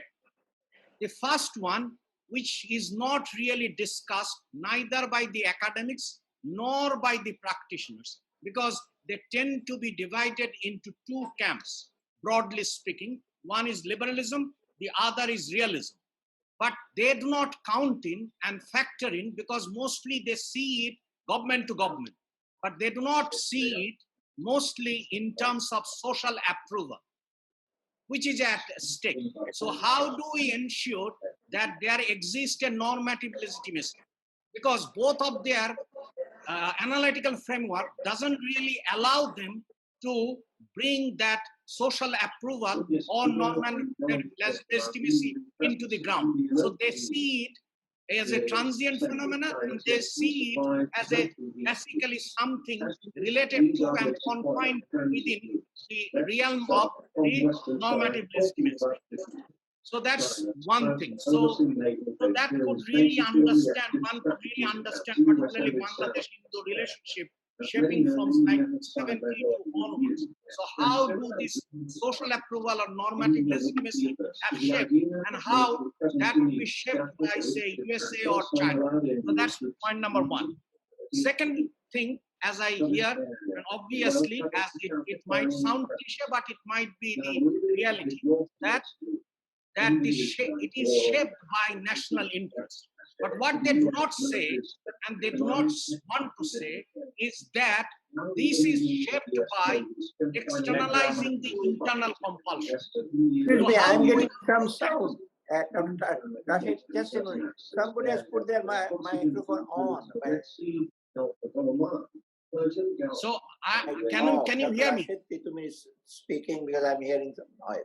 Okay, Dr. Rashid Titumir, please go ahead. Okay.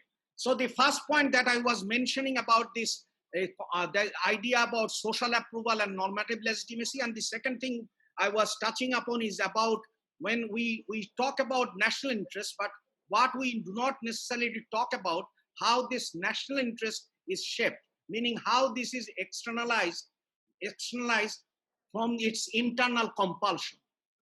So if a nation doesn't really come up with a core interest or is teeters about its core interest, say for example, in some case, what really idea of that particular country, while if some country has a particular idea of that country, so there is a political settlement, so that might dictate when the country with populism and divisiveness may not really be a factor in terms of shaping that outcome. So that's the second thing. So obviously national interest is important, but how do you ensure that the political settlement rallies behind that national interest and they move that idea of that particular country to the country that they are really engaging with?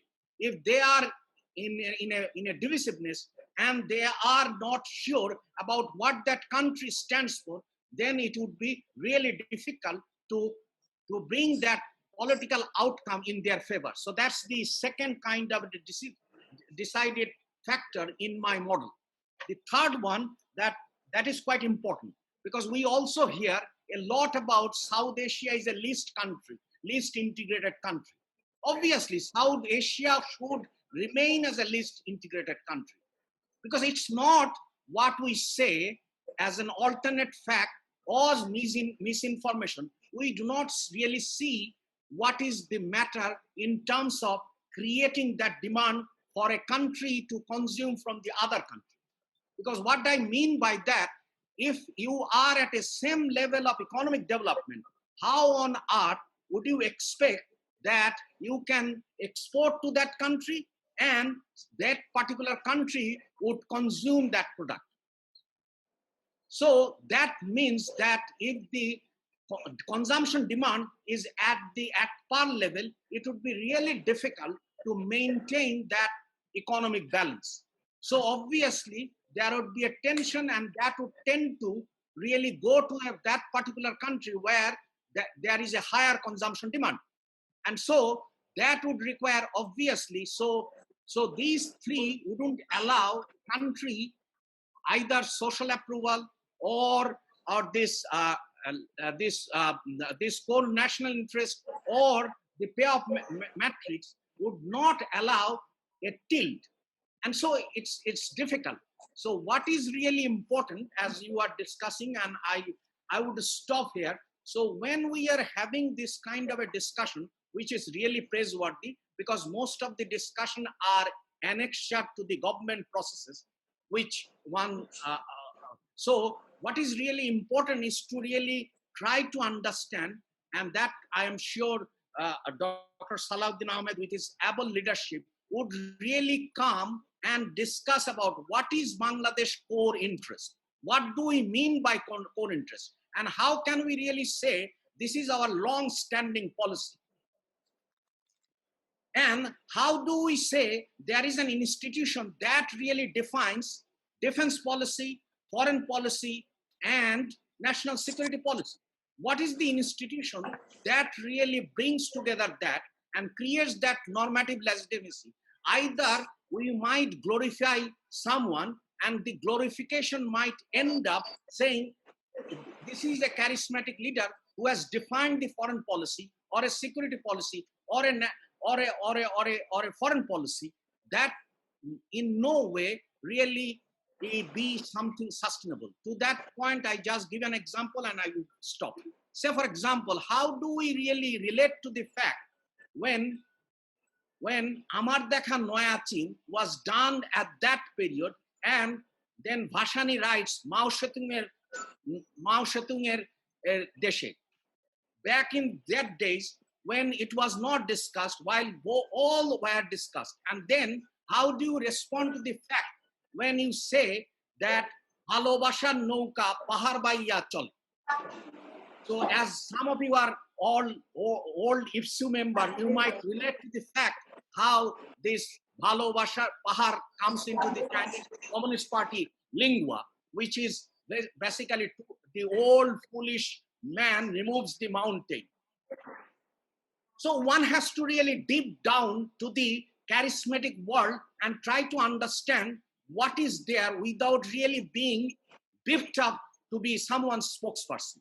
So that's where we have to really put ourselves, and we would definitely, under the able leadership of Dr. Salauddin Ahmed, we would have enough discussion to define at the time when Bangladesh is entering its 50th year, to have, though it should have been done earlier, to have defined ourselves with regard to core interests. Thank you so much.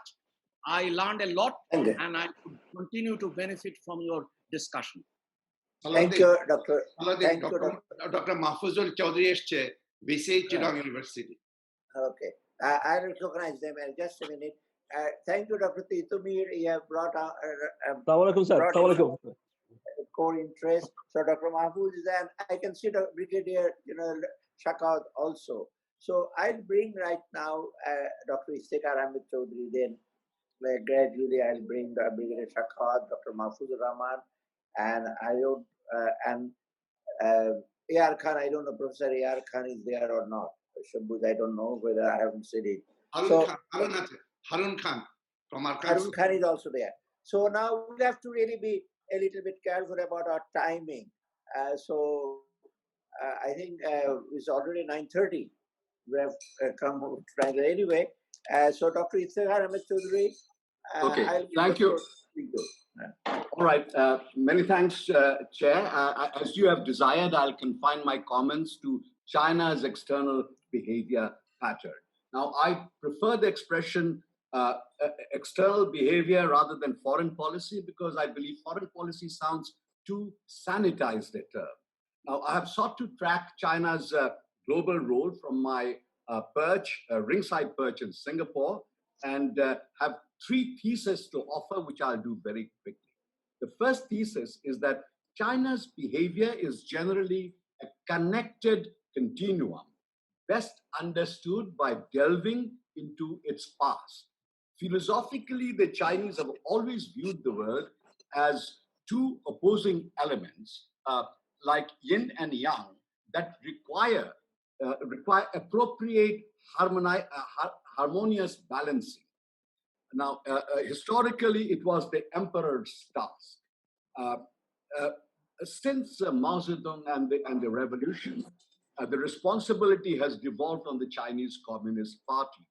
Now, Hegelian dialectical progression is used to tilt it to achieve forward movement, because if there's an equilibrium in physics, there is no forward movement. So Hegelian dialectics is used to give it that momentum for progress. And this communist revolution itself is absorbed in the broad pattern of evolution in Chinese thinking process.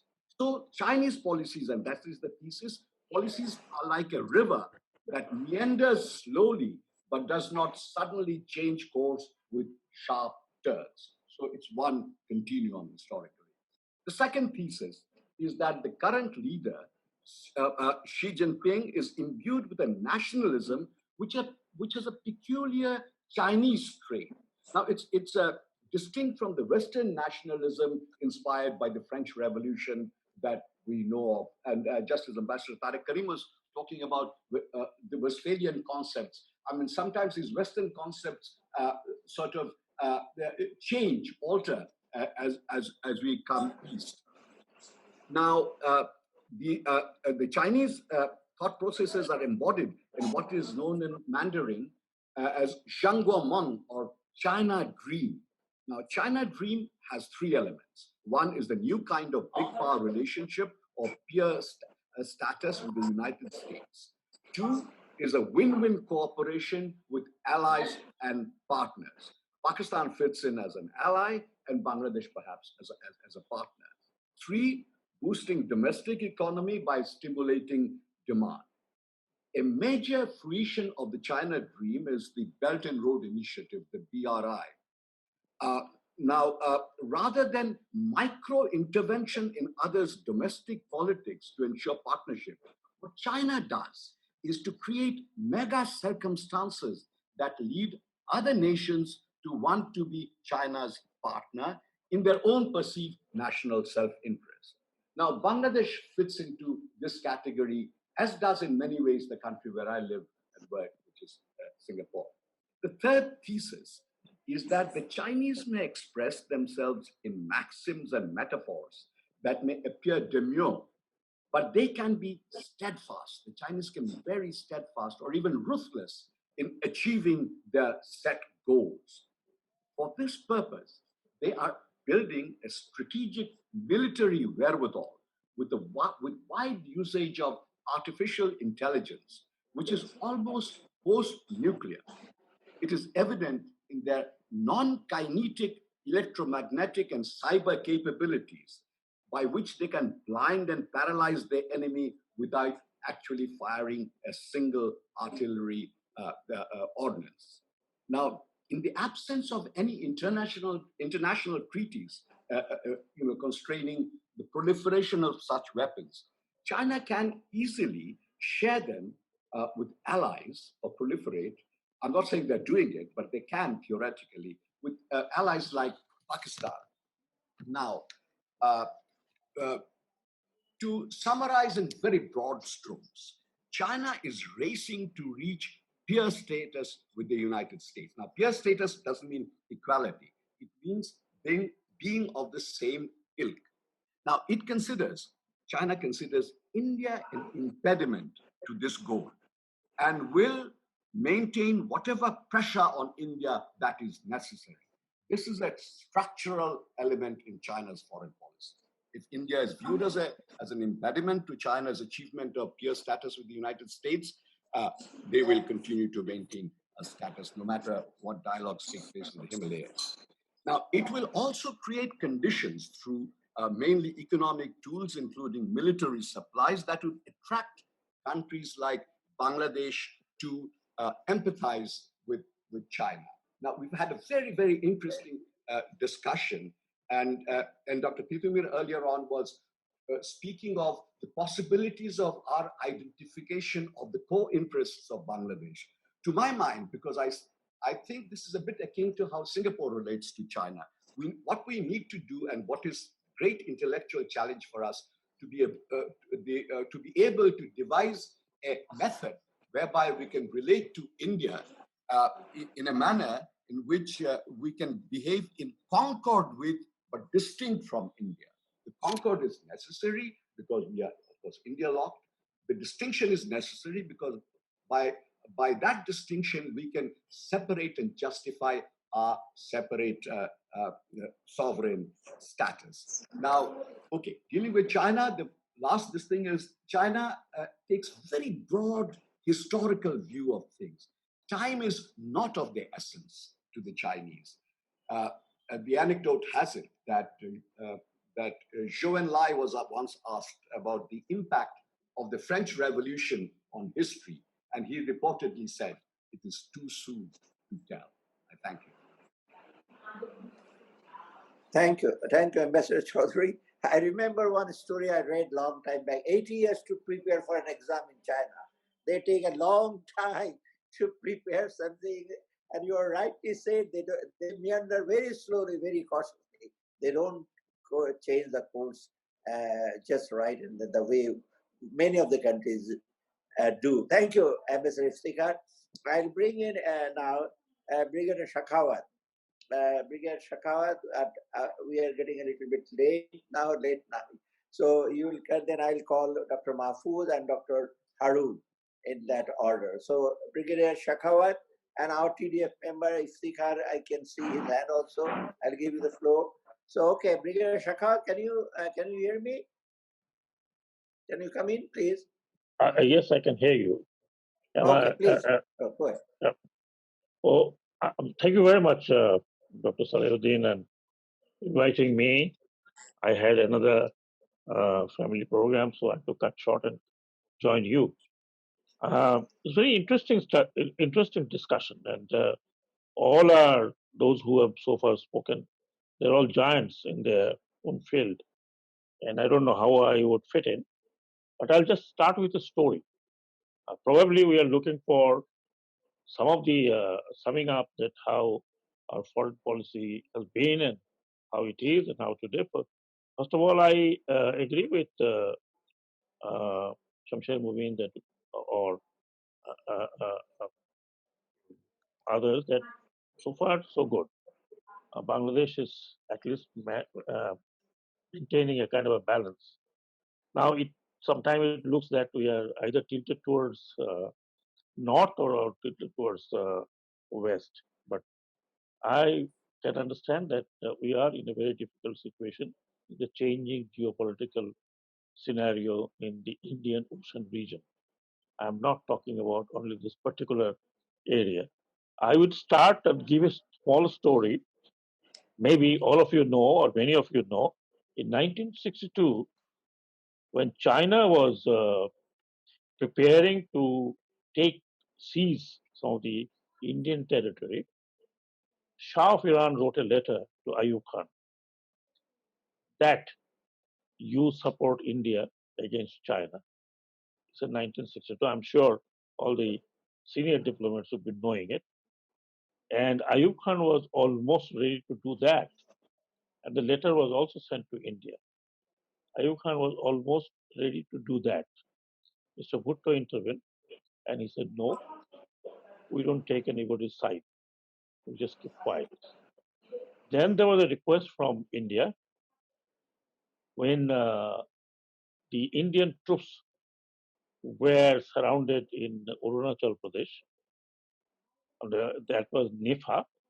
And then they were trying to withdraw and they were threatened and root what we call is chicken neck. And there was a request from India to Pakistan that they wanted to use the corridor on the northern Bengal. That's the old railway line which was established during Second World War, crossing over the then East Pakistan into Calcutta. And that was also denied by Pakistan. And India was in a very difficult situation. Chinese troops had almost come to Dibrugarh. They were approaching and they went back. Why they went back? Now there are a lot of reports coming out that they thought that they may be entrapped there in that side. So what I was trying to aim at, আমরা মনে করি যে বাংলাদেশের China vis-a-vis India যে strategic concern যেটুকু আছে সেটা 1962 সালের এই গল্প দিয়ে আমি বললাম। এখন আমি কুইকলি কতগুলো ডেভেলপমেন্ট আমি definitely দিয়ে I conclude what I think that we should do. First is that we have to look at the changing scenario in the Indian Ocean region because we are part of that ocean. There is a CPEC and there is a CMEC. It is very important for China. That is south in this absolutely southern tip of Bay of Bengal. China-Myanmar economic corridor has already started functioning. And China is absolutely dogmatic to defend it, may what come. On the other hand, so far, India has projected their navy apart from Lakshadweep and Andaman. They have had already stationed the listening post around 18 stations in Indian Ocean. That starts from Mauritius, Seychelles, to the French Isle, to Djibouti, Bahrain, and of course, the Chabahar, which probably is going out of their hand, and the railway link between Chabahar and China. Here in this side, in the Bay of Bengal, of course, the main focus is on Andaman, which is very near to Bangladesh. Now, this is what is geopolitical scenario in very short. And then, of course, we have the problem with Doklam, and we have a problem again with the chicken neck, and where the Bangladesh comes in. That is the situation, the scenario. Whether it will come into play or not, we don't know. But the situation is developing like this because Chinese are feeling that they are being surrounded with India and United States and the others, the French and the Japanese, around their CPEC and CBEC. So here we come in, how we play our card. We have a bigger problem which is coming or which is with us is the Rohingya problem. And that's a pawn being used by both sides, I would say. USA, I'm sure the telephone call which came from the Defense Secretary of USA was not just like that. So USA also wants that Bangladesh should not be influenced by China, but come down to the excess with the India. And of course, the Chinese involvement we know very well. What we do, I've given just this scenario.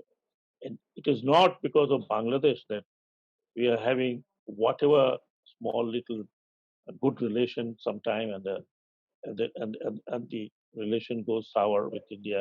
বিশেষ করে আমরা জনমনে বাংলাদেশে এখন 80% people ইন্ডিয়ার একটা বিপক্ষে এক ধরনের ধারণা হয়েছে বিশেষ করে 34 এই পর্যন্ত 34 জন Bangladeshi has been killed around the uh, borders. What do? We cannot also just walk away from India. We can also not sit in the lap of India. এইমাত্র খবর যেটা আসলো বিবিসিতে আপনারা অত অনেকেই শুনেছেন, you are too busy. PGP is now changing 21st February. Now they will observe 20th September as the language day. এবং এটা ব্যাকগ্রাউন্ড আমি এখন বলতে পারবো না, আপনার সময় যাবে। 21শে ফেব্রুয়ারির কথা বলছে, এটা আমাদের না, এটা বাংলাদেশে। এবং বিজেপি নাও অ্যাকিউজিং ওয়েস্ট বেঙ্গলের আপনার যারা ইন্টেলেকচুয়ালস দে আর চেঞ্জিং বাংলা ল্যাঙ্গুয়েজ, জলকে পানি, রামধনুকে রংধনু, এটা চলবে না। So this is what going on around Bangladesh.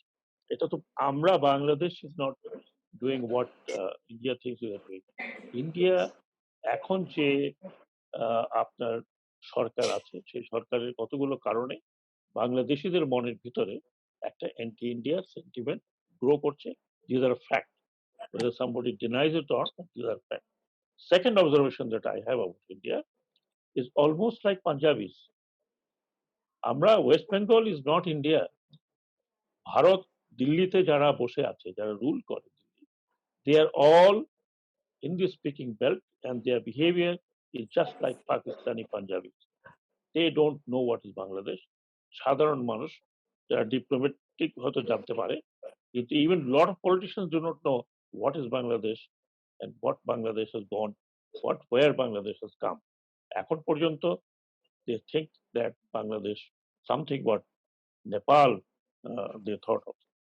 Therefore আমাদের এই বিষয়টা কিন্তু আমাদের এগুলি মনে রাখতে হবে যে আমরা ইলেকশনে ইন্ডিয়ার সাথে যেমন বৈরী ভাব গায়ে পড়ে করতে পারবো না, but we cannot leave also China in a sense that we have to protect our core interest, and that core interest, if I may say so, is the economic growth and the well-being of people, also defending our border.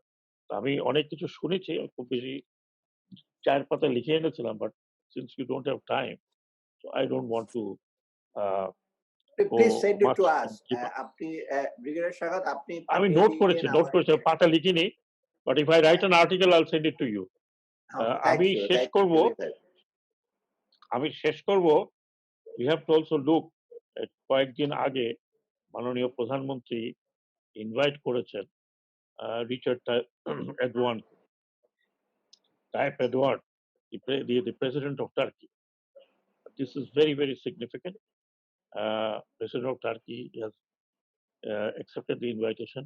উনি নাকি আগামী বছরের কোনো এক সময় আসবেন। মনে রাখতে হবে, Turkey, China, most probably Turkey will also collude with Iran, is almost a front which is divided into Saudi Arabia and pro-Saudi Arabia and pro-Turkey. আমাদের foreign policy তে এগুলো I'm sure they're, of course, they're getting it in. So therefore, the last thing, my bottom line is that এখন পর্যন্ত বাংলাদেশ যেভাবে আছে, আমার মনে হয় সেভাবেই থাকা উচিত। We should not jump into bandwagon, but we should always remember that that 1962. Thank you very much. Thank you, Brigadier Shakhat. It was very, very succinct, precise. Now, I'll bring in Dr. Mahfouz of Independent University. Are you there? Yes, Dr. sir. I'm Mahfouz, here. Yes, sir. Thank you very much. Sir, thank you very much, please sir. একটু brief করে অনেক রাত হয়ে গেছে। Yes, sir. Yes, sir. In fact, I am not prepared to speak at all. But My please, direct teacher, Ambassador Sirajul Islam, sir, when contacted me, I thought that I would just join here as a participant, as a listener. And Dr. Harun Khan and I myself, both are direct students of Professor, Ambassador Sirajul Islam. So we were happy to join as to listen to you and the participants, and all of you, as I can see, and I know all of you are well established, well known diplomats and professionals in their respective areas. I am very much happy to be able to participate, join here, and to listen to you. But foreign policy, as you know, it's a big area, and for countries like Bangladesh, it is very important for our survival to understand foreign policy and to have a good thought out foreign policy. But my understanding is that although I am an academician, or by training as a political science student, international relations student, but I am in administration for last 4.5 years. So almost I am isolated from the academic world, you can say. But from my understanding and my experience, academic experience, I would say that we must have a well-crafted foreign policy, which I think so far, since the liberation of Bangladesh till now, has been a neglected area as far as policy makers are concerned. This is my understanding as a student of politics, international politics. But for our countries like Bangladesh, I think we must have focused, well-researched, well-studied foreign policy, not for the scholars or students of politics or for the politicians, but for the policymakers of our country. Consistently, since 1971 or 72 till now, I think our policymakers, those who are in the control of the state machineries, I think to them, foreign policy was just something like it is just given, nothing to be done too seriously, but they did just on ad hoc basis. But foreign policy is also an extension of a domestic policy, and we, especially when geographically we are in a very strategically sensitive location, we could exploit this situation specifically by building our relationship with India, as well as with China and other major global powers. And to do that, I think it is very difficult because we are a small nation. Our resources are very much limited. But how we can exploit our relationships with these two giant neighbors as well as other international powers is a very difficult job. And for that, I think all our statesmen or policymakers must have listened to the experts, like diplomats, experienced diplomats or scholars. And there must be a foreign policy institute in Bangladesh. Maybe something is there, but it is not that much prominent, or they are not beyond the control of the government. There must be some autonomous institution having experienced people with liberty to do something specifically in the foreign policy areas and give their policies to the government. I don't want to go further, so I was just want to stop here. Thank you, sir. I was not prepared to speak at all. Thank you. But you spoke very well about the linkage of domestic policy and foreign policy. Anyway, that is a good point you made. Thank you, Dr. Mahfouz. Dr. Harun Khan, are you there? Yes. Please. Good morning and good evening. Assalamu alaikum.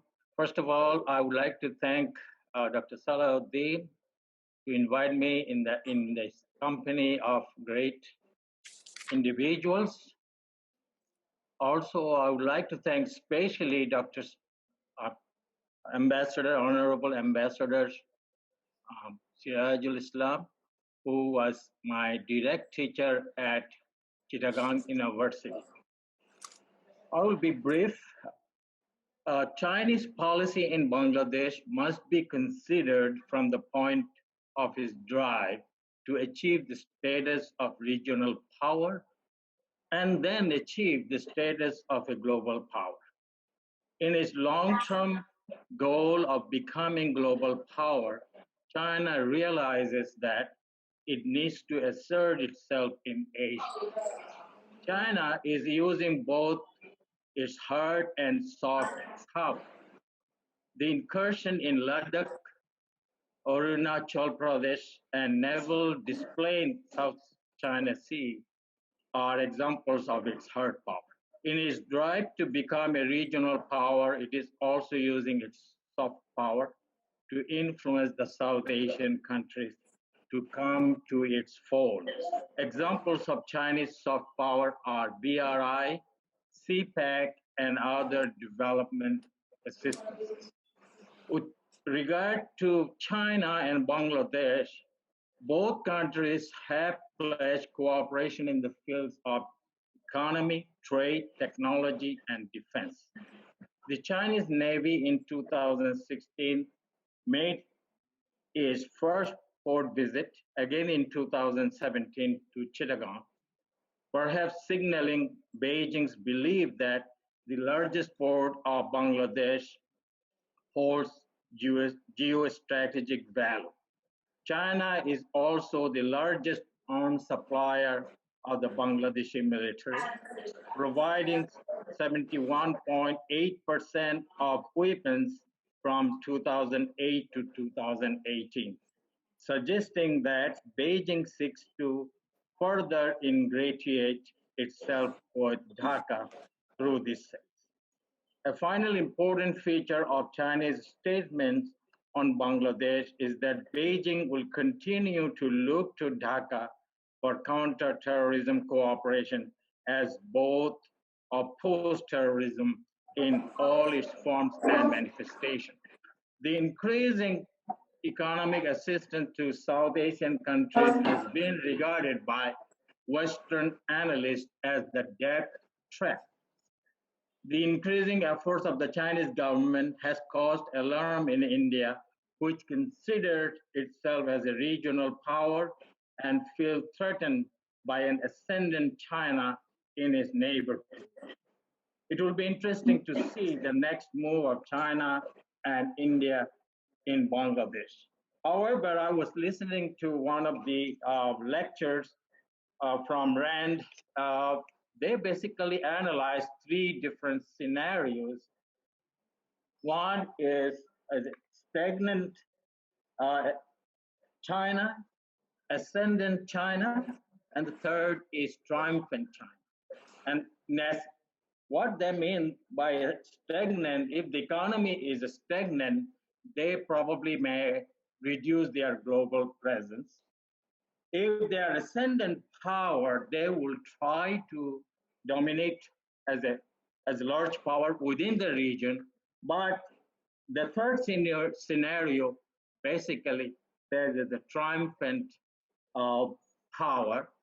And this author predict that by 2050, China can rival the United States as a global power. And in that case, the strategy will be all different and so forth. With that, I'll thank you. By the way, I'm Harun Khan. I'm a professor of political science and public administration at Henderson State University in Arkansas. That university also an affiliate of Arkansas State University. Thank you. Thanks, I learned a lot. Thank you, Dr. Harun. Thank you for making a distinction between hard and soft thing. China has a submarine, China has all computer apps also. So they are in fact best equipped with both the hard and soft options. Thank you very much, Dr. Harun. I think that concludes most of our participating now. We have come to almost an end, and there are two of our PDF friends, Iftikhar and Masood Aziz. And Shobhu, you would like to add something, or it's a dedicated date? So I'll give you a few. Yeah, Okay, before Yeah. no, before you let Masood Aziz and Iftikhar Karim Chaudhary wanted to say something. Iftikhar Karim, not Chaudhary. Please, Ifti, very brief. Iftikhar Karim, Yeah, thank you. do you have? Okay. Thank you, Dr. Salehuddin. I thank you all for this opportunity to present my views. Listening to the many distinguished participants who have spoken today, it is apparent that there may not be a consensus about the present state of Bangladesh-India relations as outlined in Ambassador Islam's background note. My personal view, however, is notwithstanding the singularly important role of neighboring India in our war of liberation, even in the early formative years of our independence, Sheikh Mujibur Rahman's priority was to firmly establish a sovereign independent status for the country. And this was reflected in the country's foreign policy as is evidenced in all his actions and measures initiated and established during his lifetime.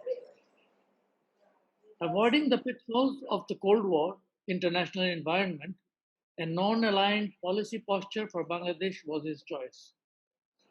Bangladesh-India relations during 1972 to 1975 was cemented on the basis of sovereign equality between nations, and that has endured for nearly 4 decades. The tragic events of 1975, August 1975 in Bangladesh, spawned an almost hostile Indian attitude towards Bangladesh, and except for a slight thawing, which was evident during the Morarji Desai interregnum, the years between 1975 and 2009, relations, while not quite warm, was not devoid of mutual respect for sovereignty of each country. Several landmark agreements, such as in sharing of water of the Ganges, also added to the framework of Bangladesh-India relations. And in the desire to remain a sovereign equal, Bangladesh was eager to let lapse the Bangladesh-India Defense Treaty at the end of its 20-year term without any serious objection from India. As noted by Ambassador Islam, a paradigm shift in Bangladesh-India relations took place when India became actively involved in the Bangladesh national politics and the general elections of 2014 in Bangladesh.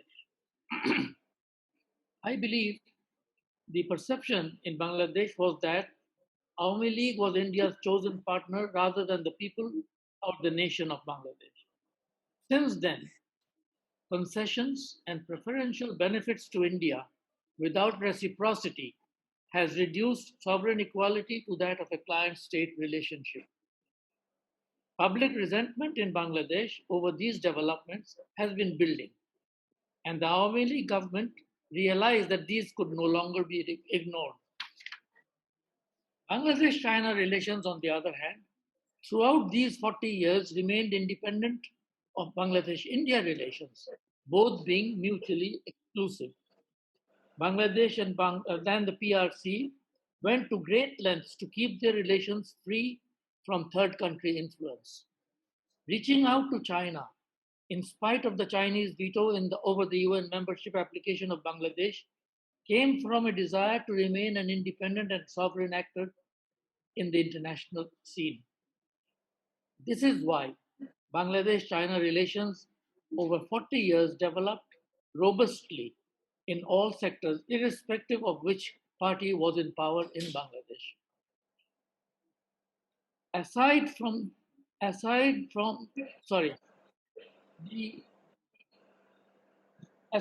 the slew of economic and trade agreements, which was concluded in December 2002, the signing of the Sino-Bangladeshi Defense Agreement during my tenure as ambassador to China was a foundational one for Bangladesh-China relations, and it did not become a destabilizing element in Bangladesh-India relations.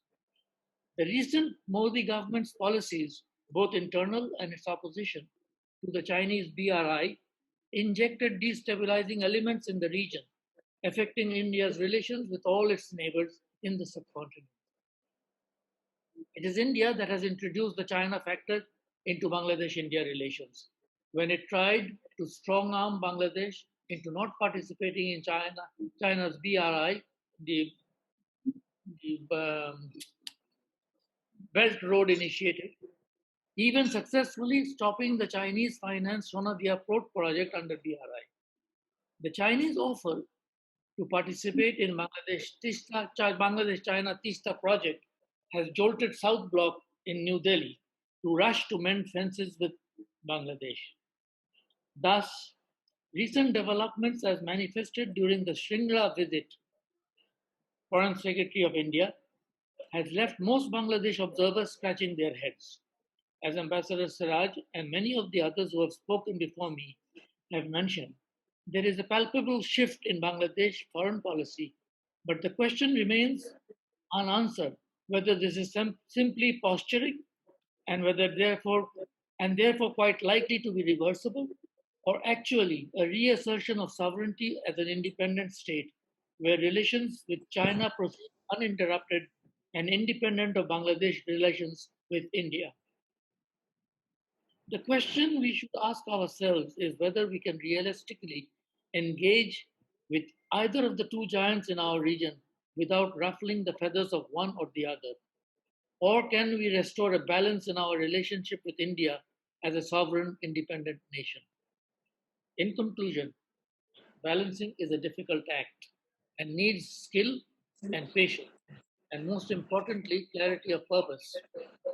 That purpose is to bring about a balance in Bangladesh-India relations without causing unwanted ripples in Bangladesh-China relations. Thank you. Thank you, Mr. Sharif. It's a very balanced, you have made a very balanced statement as a former ambassador of China. You are very versed with the Chinese. Now, thank you, Iftikhar Karim, ambassador. And last but not the least, Masood Aziz, do you have anything very, very brief? Then I'll go back to Siraj. It's late at night in our part. We haven't taken our dinner yet. Most of us. I usually take dinner around 8 o'clock, 8:30. Anyway, Masood Aziz, Ambassador Masood Aziz. ধন্যবাদ মাননীয় সভাপতি। আমি ব্যক্তিগতভাবে মনে করি যে পররাষ্ট্রনীতি নিয়ে আমরা কোনো একটা মানে কোনো ইকুইভেশন থাকবে না, এটা unequivocal হতে হবে। It must be very clear that it is too serious, because in the ultimate analysis, politics is nothing but an expression of concentrated economic forces. Doctor Abu Mahmud আমাদেরকে 4টি বছর এই জিনিসটাই শিখিয়েছেন, 2-3 বছর, এবং এটা I hold very dear to my country. If it is not innovative, it is not mere posturing. এটা আমাদের খেয়াল রাখতে হবে। আমি বিক্ষিপ্তভাবে বলে যাচ্ছি, I agree almost entirely with Ambassador Sirajul Islam that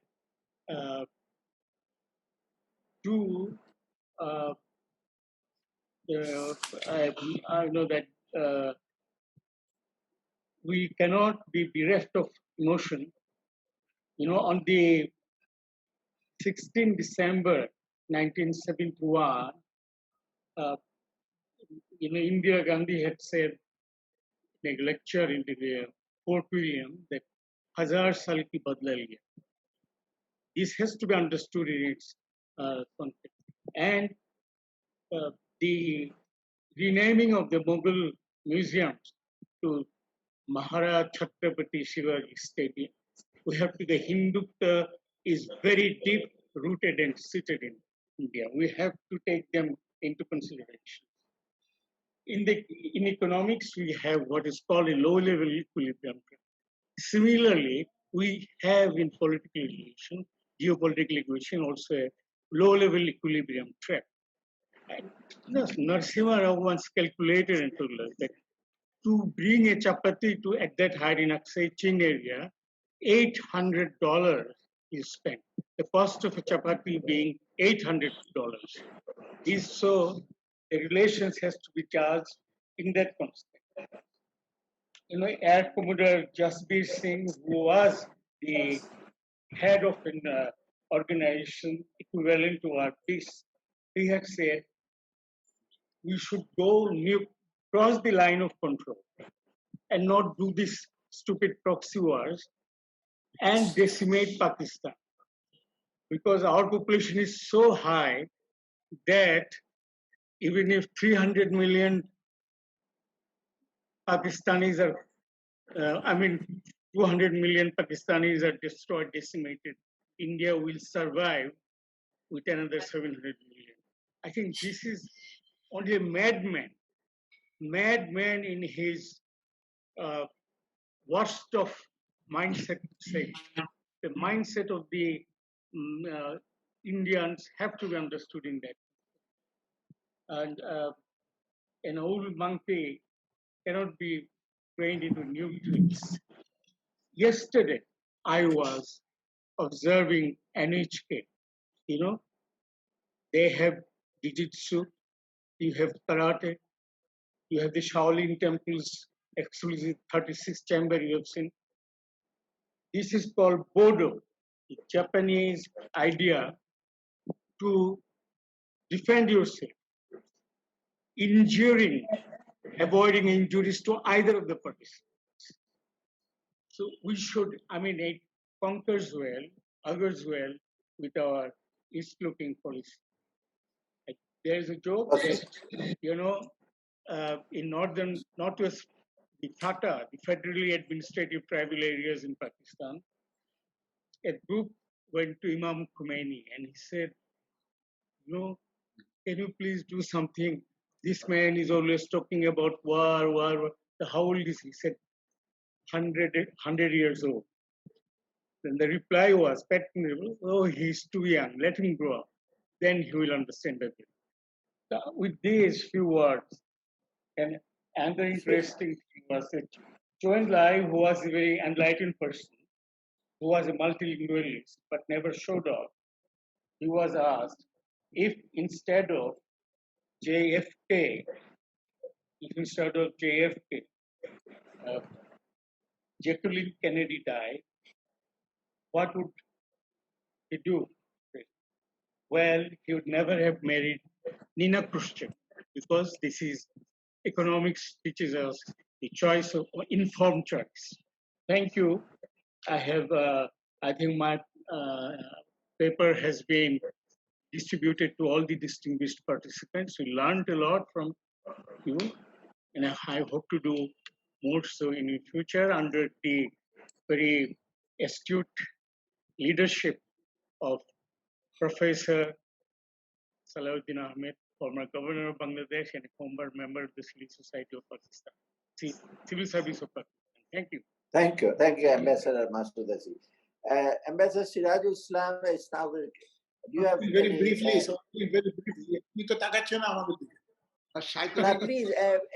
it's getting too late. Okay, I know it's too late, but see, you're not looking. You're just looking to everybody. So anyway, I'll be you very have to brief. raise your voice. I will be Because brief. in the camera, I cannot see everybody. Okay, Shahid. I don't know why I'm not being seen in the camera, but it's not my fault. I'm not sure. No, I can see you in the camera. Please go ahead. Okay, thank you. Yes, we can. I've heard with interest. I think everybody made very interesting points. But you see, everybody has a right to say what he wants to say.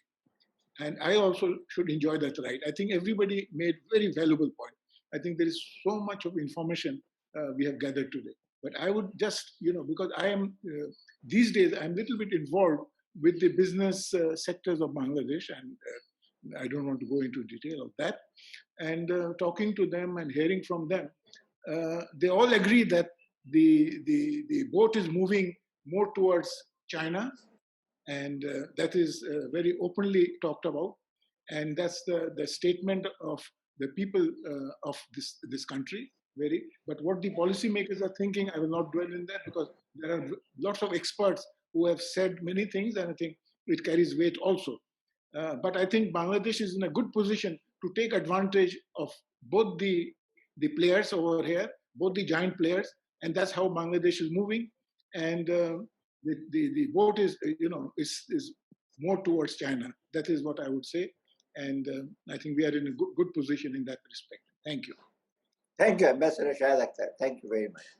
So here concludes our deliberation, not deliberation, our discussion. And Ambassador Shiraz, please be very brief. Yes, if you have anything to add new.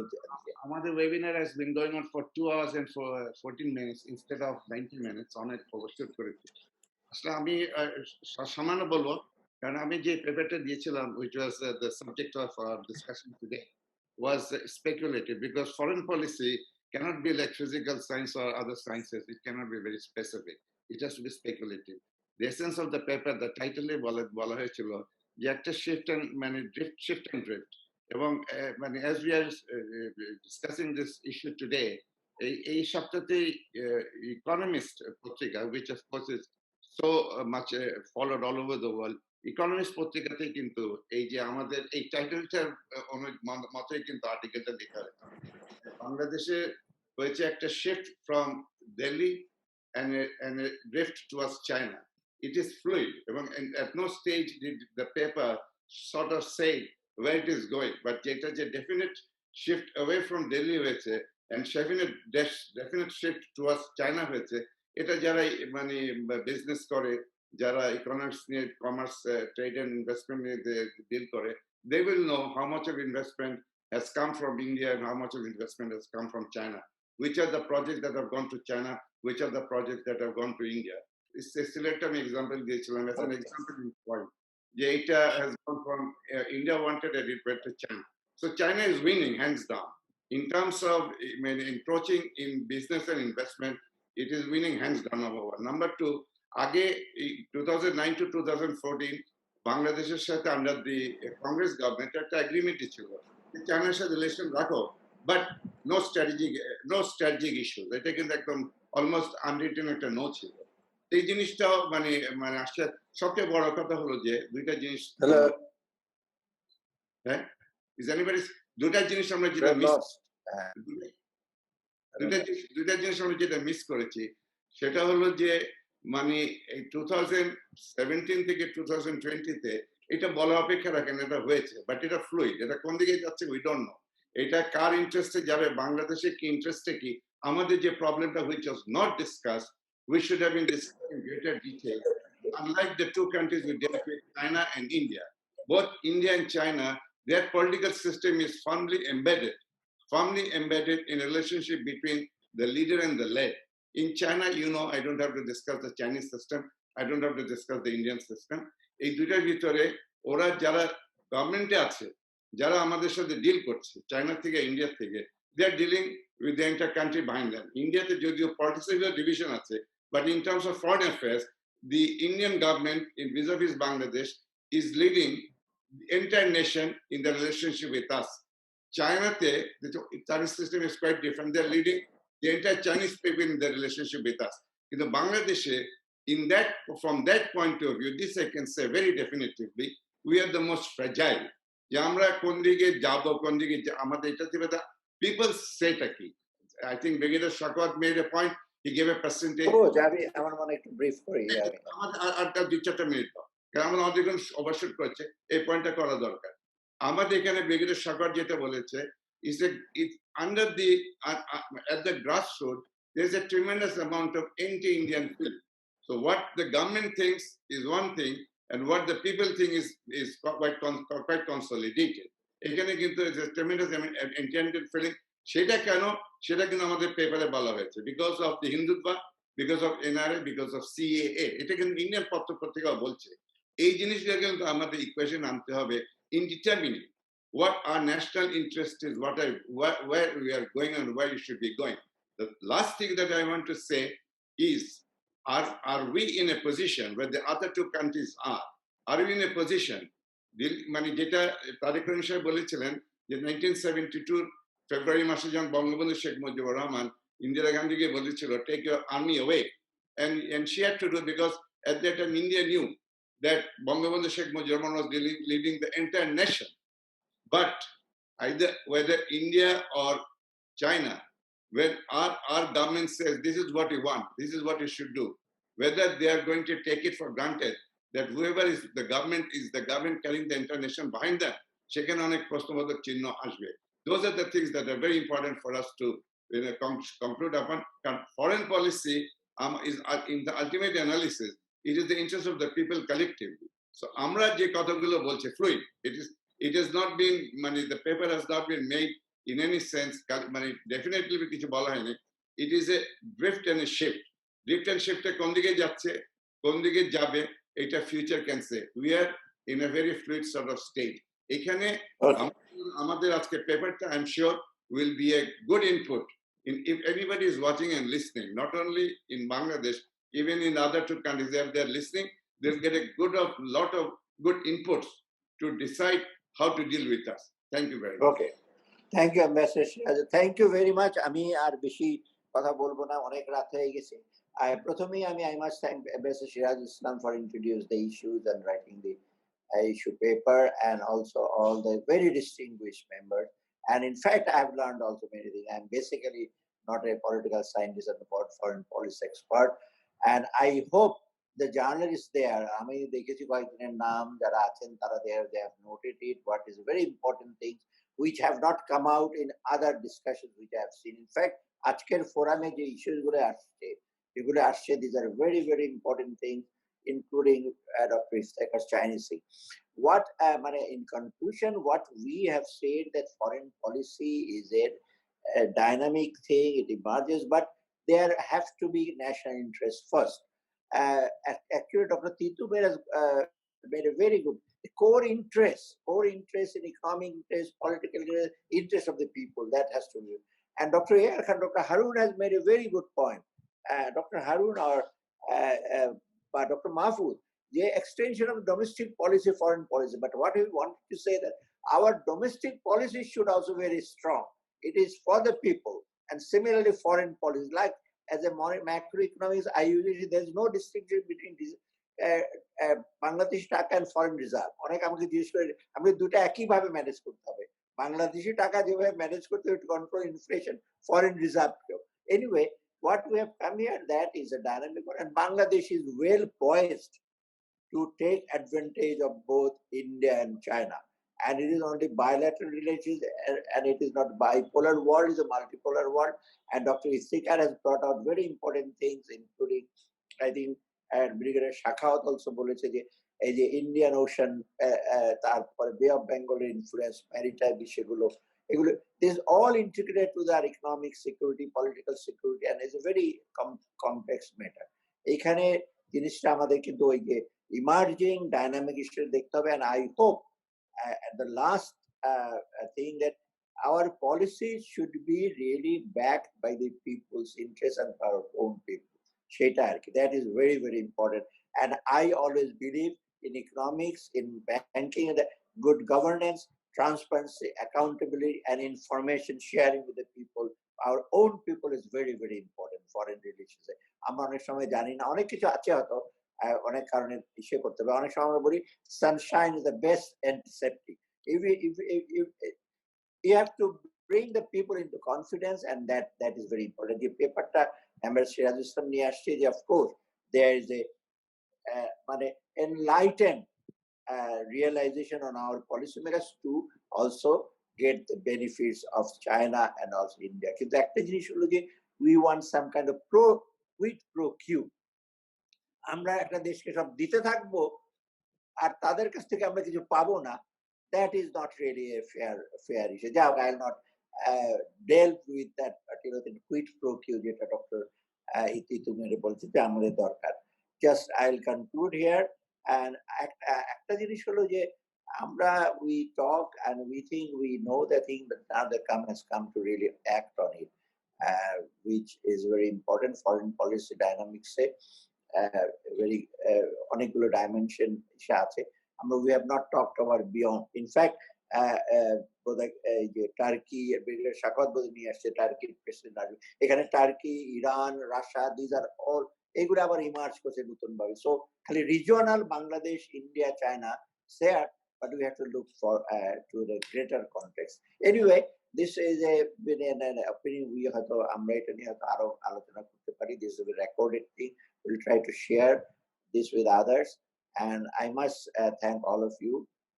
আর যারা এখানে যারা attend করেছেন, ফলে যারা Pressman বলে কিছু আছেন, তারা তাদের নিজেদের মতো করে কে কি বলেছেন তারা রিপ্রেজেন্টেশন করবে। But I think everybody here spoke, everybody here has spoken very eloquently, very relevant points, and for the interest of the Bangladesh people. That matters. So a taste of puddings to eat it. মানে আমরা বাংলাদেশি লোকের জন্য কথা বলছি, বাংলাদেশের জন্য কথা বলছি, that is the test of our commitment, our আমাদের commitment to the country.